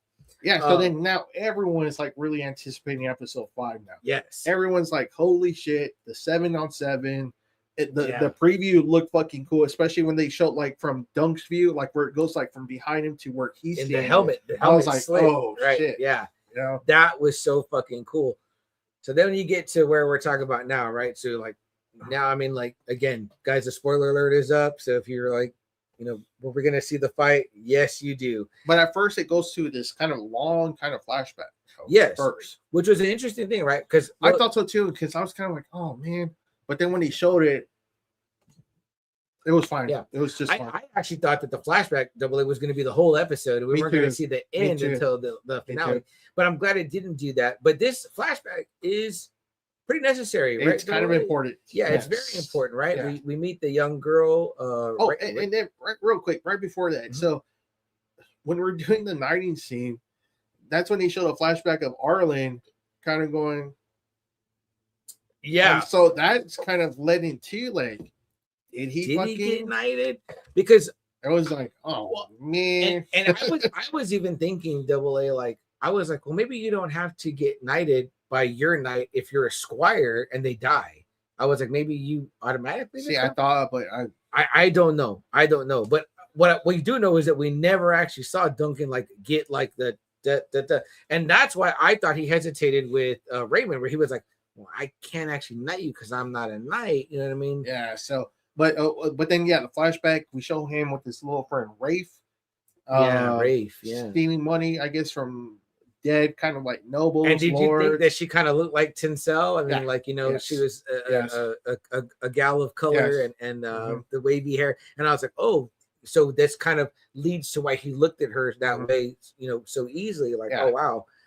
She reminded him of her. I think Tinsel reminded him of and maybe that's what she would look like. Yeah. And she was also a very strong personality. Yeah. And she was like, look, we got to do this. Like, do you love me? They're just these kids, like poor kids in the thing, right? Yeah. And it shows them they're trying to get off the island. I guess like a big battle has been happening. A rebellion, I think, has been quashed. Something of the Blackfire, because he says the one guy's like, here, take this Blackfire leather, which I'm like, that's one of the famous battles that with the Targaryens. Yeah. So they like, no, we're trying not to be any part of either side. Right. And they're trying to get off the island, which you say everyone is, and the price increase. So they're like, because they want to go to Essos, the free, which, you know, we've seen some of that in the OG Game of Thrones. Of course, tragedy strikes. Yeah, because they run into this fucking dick. Some prick knights, or are they knights even, or what the fuck are they? They have the armor and shit. But basically, the chick too, she's, you know, a little bit of a hothead, so she keeps kind of stealing from the guy. Yeah, and then he fucking pulls a Braveheart and just like cuts her throat, which like Dunk just is like, which even I was like, oh fuck, like what the fuck, and he goes nuts. He goes at him, but not too much because he's still little. Yeah, he's a bigger kid, but he's still a kid. And then there's another guy too. There's two of them, whatever, right? So they're kicking the shit out of him. And then they stab him in the calf too. Yeah, they stab him in the calf. Bad. I was like, ooh. And then the fucking drunken Sir Arlen just like comes out all crazy out of the bar. He does his little Darth Vader scene, you know, and he gets rid of them. Yeah, he fucking dispatches the one. He cuts the one's head off like right off. So I'm going to skip here. Vinny says, not knights, gold cloaks, city watch guards. Right. Okay, there you go. Good. He says the YouTube channel blew up by picking apart seasons 8, 7, and 6. Autumn Piss Takes. Damn. YouTube channel. Okay, I'll have to check that and out. then he's like, in the name of the mother, let that boy be. In the name of the mother, let that boy be. That's what the episode's called too. In the name of the mother, which is great. Thank you, Vinny. Yeah, thank you, Vinny. Yeah, good fill-ins there. Yes, so this is where we see like, oh, this is how Dunk and Arlen met. So and then he follows him. Yes, and he's not even coming up to him saying like, "Sir, can I squire for you?" He's just kind of following him, and then you kind of got to imagine, I guess, at some point they had some type of conversation, and Arlen kind of took pity on him. And I also think Arlen probably was like, well, because he fucking like stabs his own self with his knife. Remember, he's like, you old man. And what did you tell me, Dolly, that he's singing in Dothraki? Yeah, in the subtitles, it says singing in Dothraki. Yeah, because the first time I watched it, I just thought he was just like fucking like mouthing, like singing in tongues. I'm like, what the fuck? Like, how would he even know? Yeah, that'd be like if I was just like la la la la la la. Like, I don't even know the words. It's like see him singing in fucking Russian, like, yeah, language. Like, what the fuck is he saying? And I was thinking, I was like, is this guy fucking like, is he speaking in and tongues was, or some shit? Yeah, the high septon or some shit like that. But yeah, so with Double A told, I was like, oh, that's cool. And it also kind of gives history to him, right? Like, he either knew some Dothraki or traveled. He travels to that that he's done. Yeah, and again, it's like seems like he's a drinker and he just does things. And I don't know how much he was trying to be noble in that moment with Dunk, or maybe he just was fucking drunk and looking for a fight. I mean, like I think he's probably like, you know what, it's been a long time. Fuck it. Yeah, I mean, I could use some help. Yeah, so he kicks some major ass. Did you guys get a Rocky vibe with the whole of the story? It's being about a guy who doesn't become champion but goes a distance trying to do what's right. I mean, underdog stories, right? Who doesn't like the fucking underdog? And this is an underdog story. Huge underdog story. Yeah. And let's talk real quick, Double A, because I know we kind of went right into the flashback, but let's talk about what we do see the first, what knocks Dunk off the fucking horse. That's true. Is he gets a lance right in his gut. Right. I thought that was it. Because I was like, you get a big metal fucking spike in your gut. Now, mind you, this is a big guy, but still. Then he gets knocked off. Then he gets like a couple of big hits. Pretty good. Where this is kind of our first time seeing Dunk being a knight and fighting pretty bad, and he's not doing too good. No, he didn't. He's not doing good at all. I was like, man, my homie's getting rocked very much. Like you said, Vinny, like Rocky, where I'm like, when you see Rocky first fighting, I'm like, how long have you been fighting? I'm like, do you know about this? Put your fucking hands up, dude. I'm like, because our boy Rock and our boy Doug, they getting rocked. I'm like, shit, it does not look good. You don't look very good at this profession you've chosen. So I feel for him. We get through the flashback, right? Double A, and man, here comes some like the best moments, right? I mean, like we get through the flashbacks, meet someone with Doug, and you've got is it Arlen that he hears tell him to get up? Yes. Yeah. And Arlen, it's Egg. It's Egg too. Yeah. Get up, son. Get up, which is like so dude. Like, I have seen so many people. Everyone's like, "Yeah, I got my new ringtone for probably the rest of my life," and it's just like, "Get up, son, get up!" And I'm like, "Great ringtone." Okay, so Vinny said they left two things out from the book. The first being Baylor telling the guys to use lances of peace, blunt hit lances, but are longer than lances of war. Okay, that's shit. Interesting. Yeah, no, that is interesting because he does tell him, he's like, "Stay alive," like pretty much like, let's just get through the day. Because he probably knew he can just get to Arian. Arian's such a fucking coward that he's not gonna let himself die. Yeah.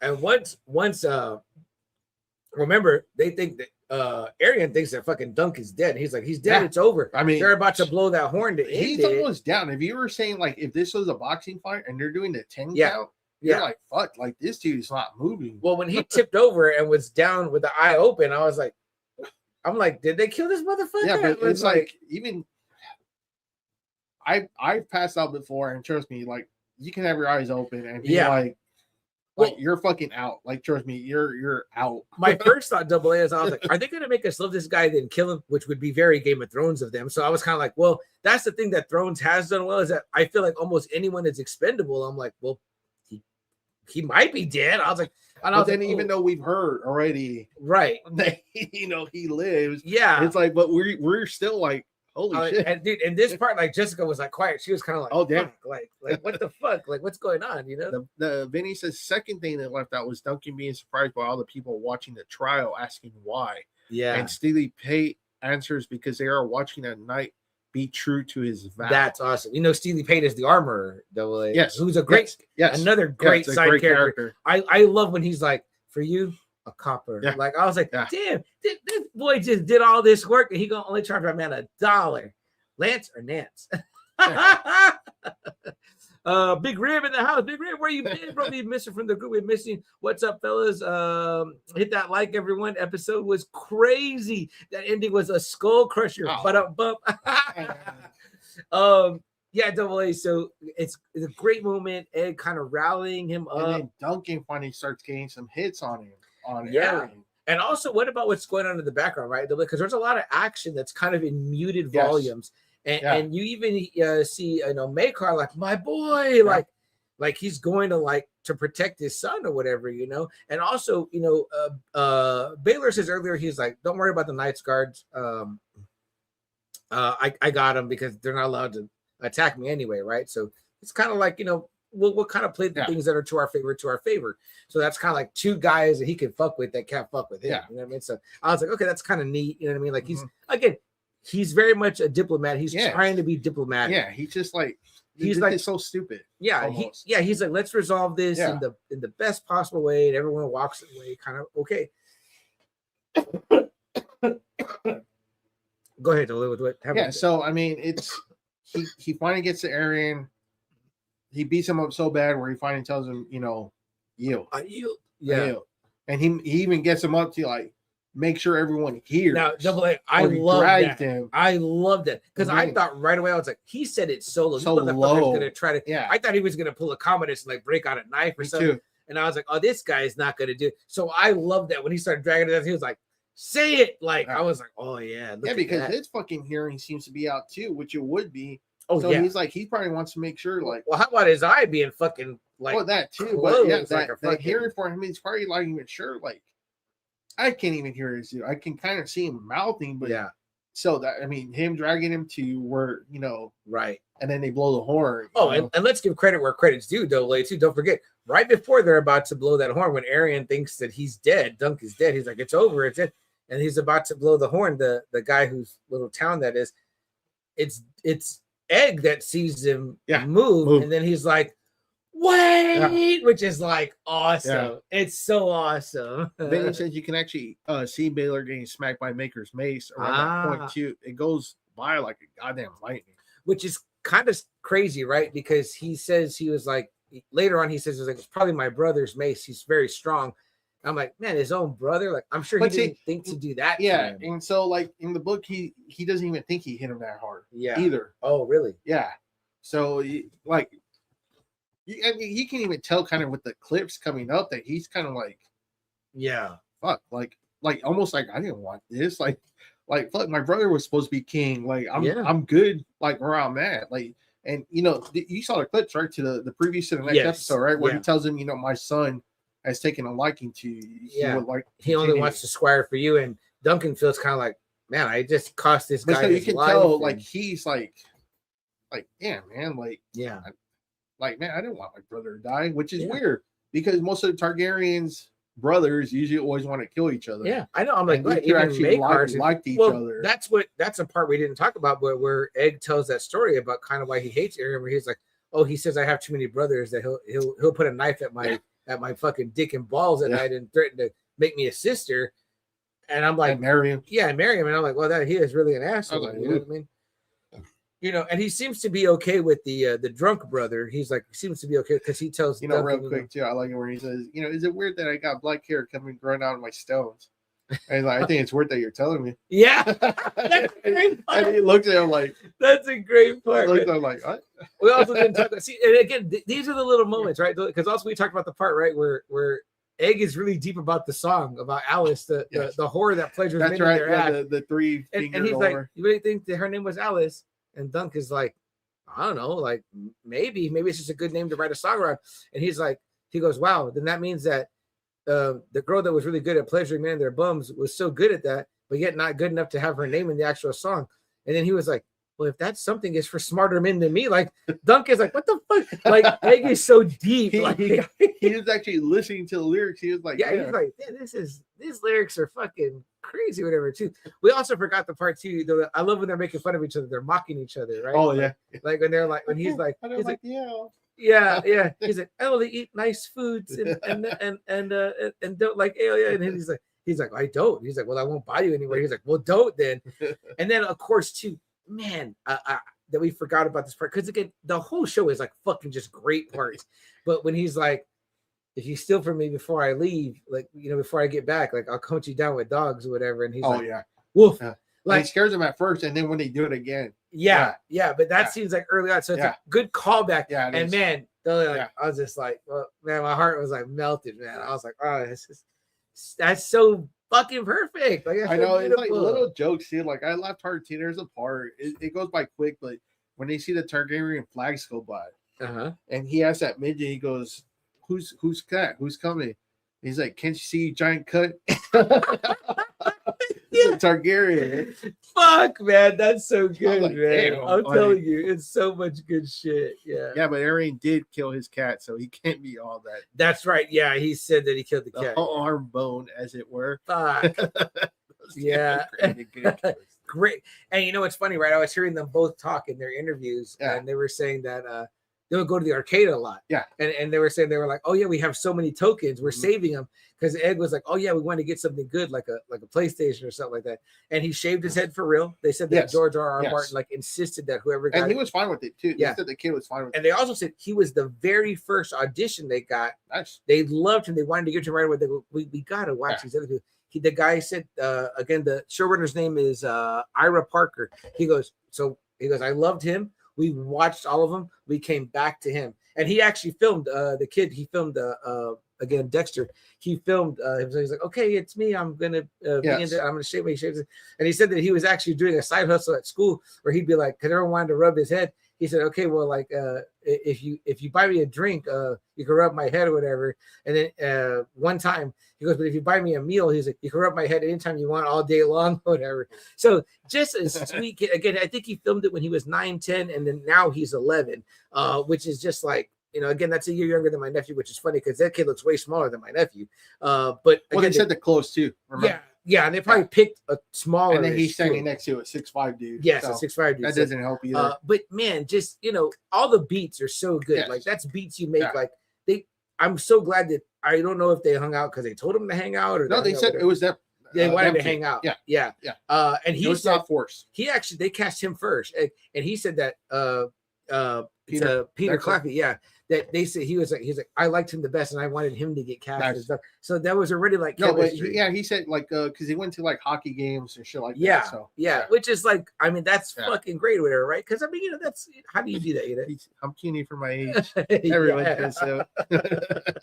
I like that, man. But boy, AA, this episode, man. And so the reveal too after they won, everyone's kind of like with their wounds and everything, and right away he tells Baylor, I'm your man, I'm yours forever. Which real quick, good on Dunk, right? Dunk's like, this is my time. Yeah, let me capitalize on this great moment. Even Baylor too, he's like, as soon as my doctor's done with my brother, he's gonna come see you. Yeah, and he's like, the realm needs good men. Yeah, so he's ready. Fuck, I'm in. Like I did it. I did what I came here to do. You're like, fuck yeah. Yeah, basically you're like, I'm gonna set myself up with a job. The boss is accepting me. You know what this reminds me of? Now that I'm thinking about it, it's like in Prisoner of Azkaban when he's like, come live with me, Harry, and all that. And you're like, oh my God, like, dude, I get choked up thinking about it. I'm like, dude, you want to see Sirius and Harry together? Like all the things are good. Yeah. And then they take the sculpt and you see right away like their faces. It's like, oh, and then when he turned around, it's like, oh shit. That man didn't have the back of his fucking head. Dead. Yeah. Oh yeah. Like I was like, how are you up? Like how? Like there's like no skull and like, yeah. I'm sure once they took the helmet off, the brain probably just seeped out the back. I was like, and then he like dies in Dunk's arms. So here is like, Dunk has so few people in his life. Probably like Rafe dies in his arms.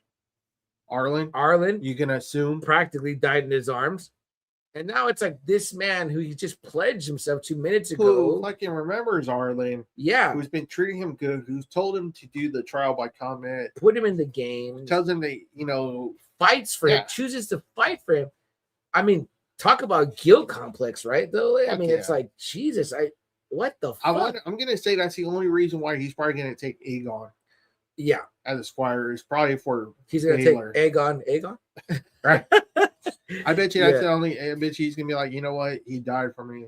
At least I can do. Yeah. You know, which is again we see and that in this preview. episode. After this episode ended, everybody again was talking about this. This blew up. This was like a 9.9 rating. Yeah. I mean, just everyone was saying this is up there with any of the classic Game of Thrones episodes. Did you hear the controversy? There was a controversy. Yes, the Breaking Bad people, the review bombing. So now the Game of Thrones guys are going, which they brought down Breaking Bad. I'm like, come on now. We know that those episodes are both fucking great. I couldn't believe that. No, dude, nothing is untouched. Nothing is untouchable. Look, if you guys would have told me that I was gonna love Wonder Man, I would have said no. Yeah. If you guys would have even told me I was gonna love a new Game of Thrones show, Double A, you said it to me in text. You said, I haven't felt this way about Game of Thrones in a long time. Yeah. And I was like, that's huge. Because Double A, I feel like you only give a little bit out. Like if it's gonna get it, it's gonna get it. And you're giving it to this show. And I said, okay, Double A's handing it out here. That's a huge sign. But when you said that to me in text, I think we were texting each other, and I was like, that's big. And like I said, I tell you, Jess, I can hardly get her to sit down for anything anymore. Because whenever you felt someone like's death, like the way Baylor hit you, we only needed this character for like 2 or 3 episodes. Well, and right away, people were like, I mean, I was too. I was like, so little time. Man. I know. Yeah. Well, because we, like you said, the underdog story, kind of a lovable loser. We want to see Dunk have some allies, have some wins. I mean, like, and it's like, gee, come on. Like, they're pretty much going to blame this guy now for this. You know what I mean? Like, or cheer. Right? Because how beloved are the Targaryens at this point? Because they obviously attacked Arya when he killed the horse and was being a cheating asshole, So, and I'm sure that it didn't go over well with him, the story with him and the puppeteer. It's like, dude, what a fucking dick. You know what I mean? So no, it didn't. I mean, it didn't go well. Yeah. Yeah. So the Targaryens are not looking the best right now. You know what I mean? But I mean, man, again, the outpouring, everybody was like, holy shit. Yeah. Yeah. The Sunday episode is like really fucking anticipated. Absolutely. So yeah. I mean, not even that, Double A, but when was the last time we were watching something and enjoying it like in real time? A lot of times we're like, we'll wait the next day, whatever. I mean, like this last Sunday, all I've been thinking about all week long, and last week all I could think about was Sunday night. I was like, God, I can't wait to watch it and see what's next. My brother Makar, most like he's strong. Yeah, man. He says everybody knocked it out of the park. They absolutely did. Vinny Wilson, no wonder. Wonder Mouse, yes. Yeah, no, yes. You might not. I will say this. I actually talked to a Wonder Man fan this week or whatever from New York. Yeah. And he was like, well, what I didn't like about it was but I liked the show and I liked the actor and I liked the acting. He's like, but I didn't like that it wasn't like Wonder Man. But I always tell people this, but I say, treat things like separate. Because it's like people that are like, well, the Harry Potter books they're better. They didn't do this, they didn't do that. I said, okay, but what do you think about it as a movie? So treat it separately. Yes, Vinny, it's a good, very good show. So the acting is strong. Ben Kingsley and can you say his name? Yahya Abdul Mateen. He's really good as Wonder Man. Ben Kingsley is really good. The episodes are kind of funny. They're not long either. They're like 30-minute episodes too. It's perfect. It's 8 episodes, 30 minutes. It's entertaining. It's not quite superhero, but it's a kind of a good look, I guess, if Wonder Man were like real and looking for acting jobs. Yes. Yeah. Like maybe if it's like a prequel to what you know about Wonder Man or whatever. Like, I liked it as a fan of like Hollywood and acting. That's good. Think about maybe Iron Man if it was split up into 2 halves, where you see that first half of Iron Man, if that was split into 8 episodes, and it ends with him breaking out Or of the what did cave. I compare it to earlier when I said it was like a two people? Like it was like The a Midnight Cowboy? well, there's that, but no, but what did I compared that Swingers. If you like Oh. Swingers, it's Oh. kind of like that. Yeah, like it's like if you enjoyed Swingers, Vince Vaughn and Jon Favreau, it's like that. Yeah. Yes. Yeah. So for sure. I guess if you like hardcore love Wonder Man, you might be a little bit disappointed with it because it doesn't feel very Wonder But Man. like I said, it's kind of what CM said. That's actually good. It's almost like a prequel to what I guess he will become. Yeah, think more about the Simon Williams as like an actor or whatever. And again, it's very much a That's pretty good. out, But it's of the- entertaining though. It is entertaining so itself. Like, entertaining. I saw like the first 4 episodes. I Mhm. told CM, I was like, it's not superhero, but it's good. Yeah, and there was something about the fact that Double A finished it to me without. Like in a day, I finished. Yeah, it. and he was like, he didn't really rave, but I was like, yeah, but you finished it, which to me says a lot. Again, Double A, like I said, he's very like the rope you get is going to be a little bit, but if he's giving it to you, that's important to me. So I'm like, okay, but when I watched one episode, I was like, I like this so much. Yeah, you did. I like this so much. And again, for it to be Marvel, it was refreshing. But I am not a Wonder Man fan as from the comics. And I watched it just because I like the main dude. yeah, That's why I watched it. And I like Ben Kingsley. Maybe it works better for non-Wonder Man fans because I guess It's almost like, it kind of does have parallels to Night of the Seven Kingdoms almost. Mhm. The two, I mean, mean, unlikely duo. going into a fucking world one doesn't really understand while the Mhm. other one does have experience. The one is like a loner, Mhm. and they said like he's been needing a friend. Yeah. So there's There's kind of parallels. I just told Double A, I said, I have not felt refreshed by shows like this in a long time. And I would highly suggest Wonder Man. I would highly suggest A Night of the Seven Kingdoms. Like my highest recommendation, like rewatchable, quotable, fun. Like it hits all the things for me. They just made me feel good. They made me feel happy. They made me smile. They made me think about them outside of watching them. And they made me not want to wait till the next one. He goes, funny thing is Wonder Man is kind of an Iron Man villain. At least that's how you got to start. Yeah, interesting. But yeah, this show has been great. I think HBO has said that each episode keeps getting more and more viewers in. I'm pretty damn sure 6 is going to be almost fucking epic. Almost. Yeah. I can't wait. I can't wait until Sunday. I can't wait either. And we already talked about this, and me and Double A normally don't do this. Like, Go ahead. I'm sorry. No, I was like, I didn't think this show when it was coming out was going to be almost like the show that got Game of Thrones back. Yeah. Seriously. Yeah. I did not think this 6-episode side story was going to do anything. Double A, trust me. If you had told me the show again, if you had told me you're going to like Wonder Man and be telling people to watch Wonder Man, I'm like, I don't know if it did enough for me to say Marvel is back, but it's a damn good Marvel show. And not even that it's Marvel. It's just a damn good show. And this Night of the Seven Kingdoms, again, I tell people are like, well, I never saw Game of Thrones. I'm like, you don't have to. I never saw House of Dragon. You don't have to. Yeah, you really don't. In fact, I would tell you to watch this before you watch House of the Dragon because it's so much more fun. I think after the response to this, compared to 2 seasons of House of Dragon, this has blown out House of the Dragon. Blown that away. Amy, my sister's been asking me. She's been like, well, "How is it, bro? Is it good?" I'm like, I said, "Sis, she hasn't got on it to watch it." No, damn. No, I said you got to watch this. I told her. I specifically told her. I said I like it better than House of the Dragon by far. By far. I like it better than The Witcher. I like it better than a lot of shit. Raymond has gotten super popular. Baylor is super popular. Duncan Egg. I mean, yeah, these are already names that we already know. Absolutely. Lionel Baratheon Absolutely. has his Dude, fucking fan base. Man, Sir Lionel. Man, I'm gonna get me a Baratheon shirt just for him, man. That dude's fucking awesome. Right? It's like you want to get on these fucking people's bandwagons. Yeah, you know? I like when he tells me, he's like, "You're mother's favorite, though, right?" He's like, "It's too bad." He's like, what does he say? Men whose mothers didn't like them fight the best. Like they're the best fighters. I was like, wow, that's fucking deep, you know. All right, check that out. Subscribe to your channel. Hey, thanks so much, Vinny Volts. That's ultimately what we hope for. I think that's about it for us here too. Yeah, man.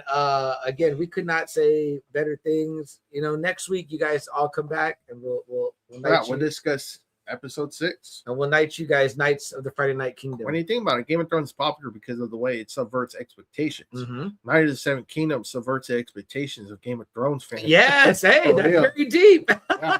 Vinny, I hope you come back next week, man. Like I was saying earlier, we normally don't do this. We normally spend a week kind of thinking about what we're going to talk about. But we know that Sunday we get the finale. We're going to come right in hot on Friday. Do news.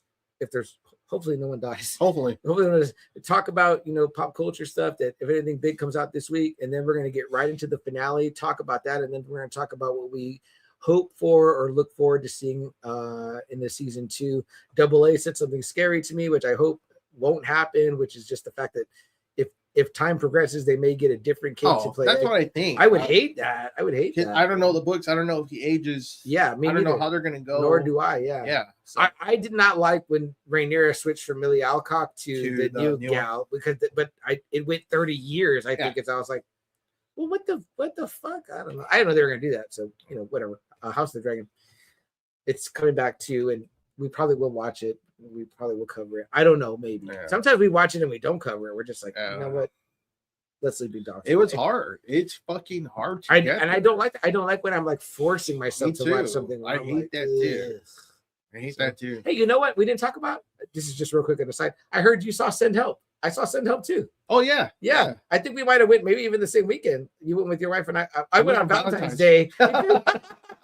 Yeah, I know Jess loves horror, and we wanted to. She had already saw The Iron Lung. She went with Jeremy. Okay, yeah, I heard. And so I was like, oh well, let's go see that one. She's like, which one is that? Because she was very much like doubtful. I said, no, we saw the trailer. I bet you just told her that. I bet you that would have sold her. Well, I had told her, I said, we saw the trailer and you wanted to see it. And then she was like, oh, yeah. And we both were like, did you love it? We loved it. I loved it. I laughed so hard. I know. I was like, she was laughing. Jess kept laughing. And I was like, this is so good. I was like, Dylan wow. O'Brien did a great job being a dick. Yeah. What's his name? Dylan O'Brien. Oh, yeah. And of course, I love Rachel. Rachel is just, she's always great. Rachel McAdams. Oh, she's my always gosh. great. I know. Trying to get her to look frumpy was a challenge. Even then at the beach, I was like, boy, she looks hot again. Boy, you're like, man, I'm just like, she's wonderful. So Sam Raimi said that he liked working with her a lot on Doctor Strange. Oh, he didn't think that part was big enough for her. Yeah. He goes, man, she's really fucking talented. Yeah. So he goes, I'm going to do a movie and have you like be the lead. And so he wrote Send Help. Or he did Send Help and he cast her. So it's so wanted fun to work with her. We laughed. We were kind of like at times we were like, oh shit. Like it was like a good Raimi movie. I'll see you fellas next Friday. Check out the Glidis. I hope I'm saying her Glidis video. Yeah. The book stay Kid, Egg, and Duncan. So you're saying yes. Cool. Yeah, that's a huge win. Cool. Thank you for that. Thank you. I'll take that spoiler. We'll see you next Friday too. Yeah, man. Thank you. All right, guys. Well, something we like to say at the end of every episode, something we like to remind you all, is that if there's something that you want to do, something that you want to accomplish, a hope or a dream, go out and do it, right? Double A. There's no time like the present. You really got to, I think. I mean, yeah, we just talked about the final words, from the young man that Eric Dane, the pastor from ALS, and Steamy, multiple man. That pretty much was, I think, a central theme. What he said was, he was like, don't live for the past. Don't live with regret. Don't worry about the future. It's not here. Live in the present. Live in the now. And he said he had to teach himself that too. And I get it. We all feel that way. Yeah. I think about it. I think about things I said double when I was a little kid, man. I think about just dumb things I said. I'm like, and I gotta tell myself, no one cares about that. You know what I mean? So shit. For the last 6 years, almost every Friday, we pretty much said things that are like living on the internet. So I'm like, if I said something dumb or did something dumb, it's out there. So it can't live in it. You know what I mean? But guys, hope and dream, something you want to accomplish, go out and do it, guys. Seize the day, right? Double A, carpe diem, comes from comes from Latin, but Dead Poet Society is where we kind of grab it from. And the other thing is, we like to quote the great Captain Steve Rogers in Endgame before they go back on the time heist, the Avengers. He tells them that they must do whatever it takes, guys. So 2 great quotes there. Seize the day, do whatever it takes, guys. Be like Dunk and Egg. Look out for one another. Treat each other with respect. And if not, we'll get the dogs on you. Right? Woof, woof. Yeah. All right, guys. We'll see you next Friday. Have a good night. See you then.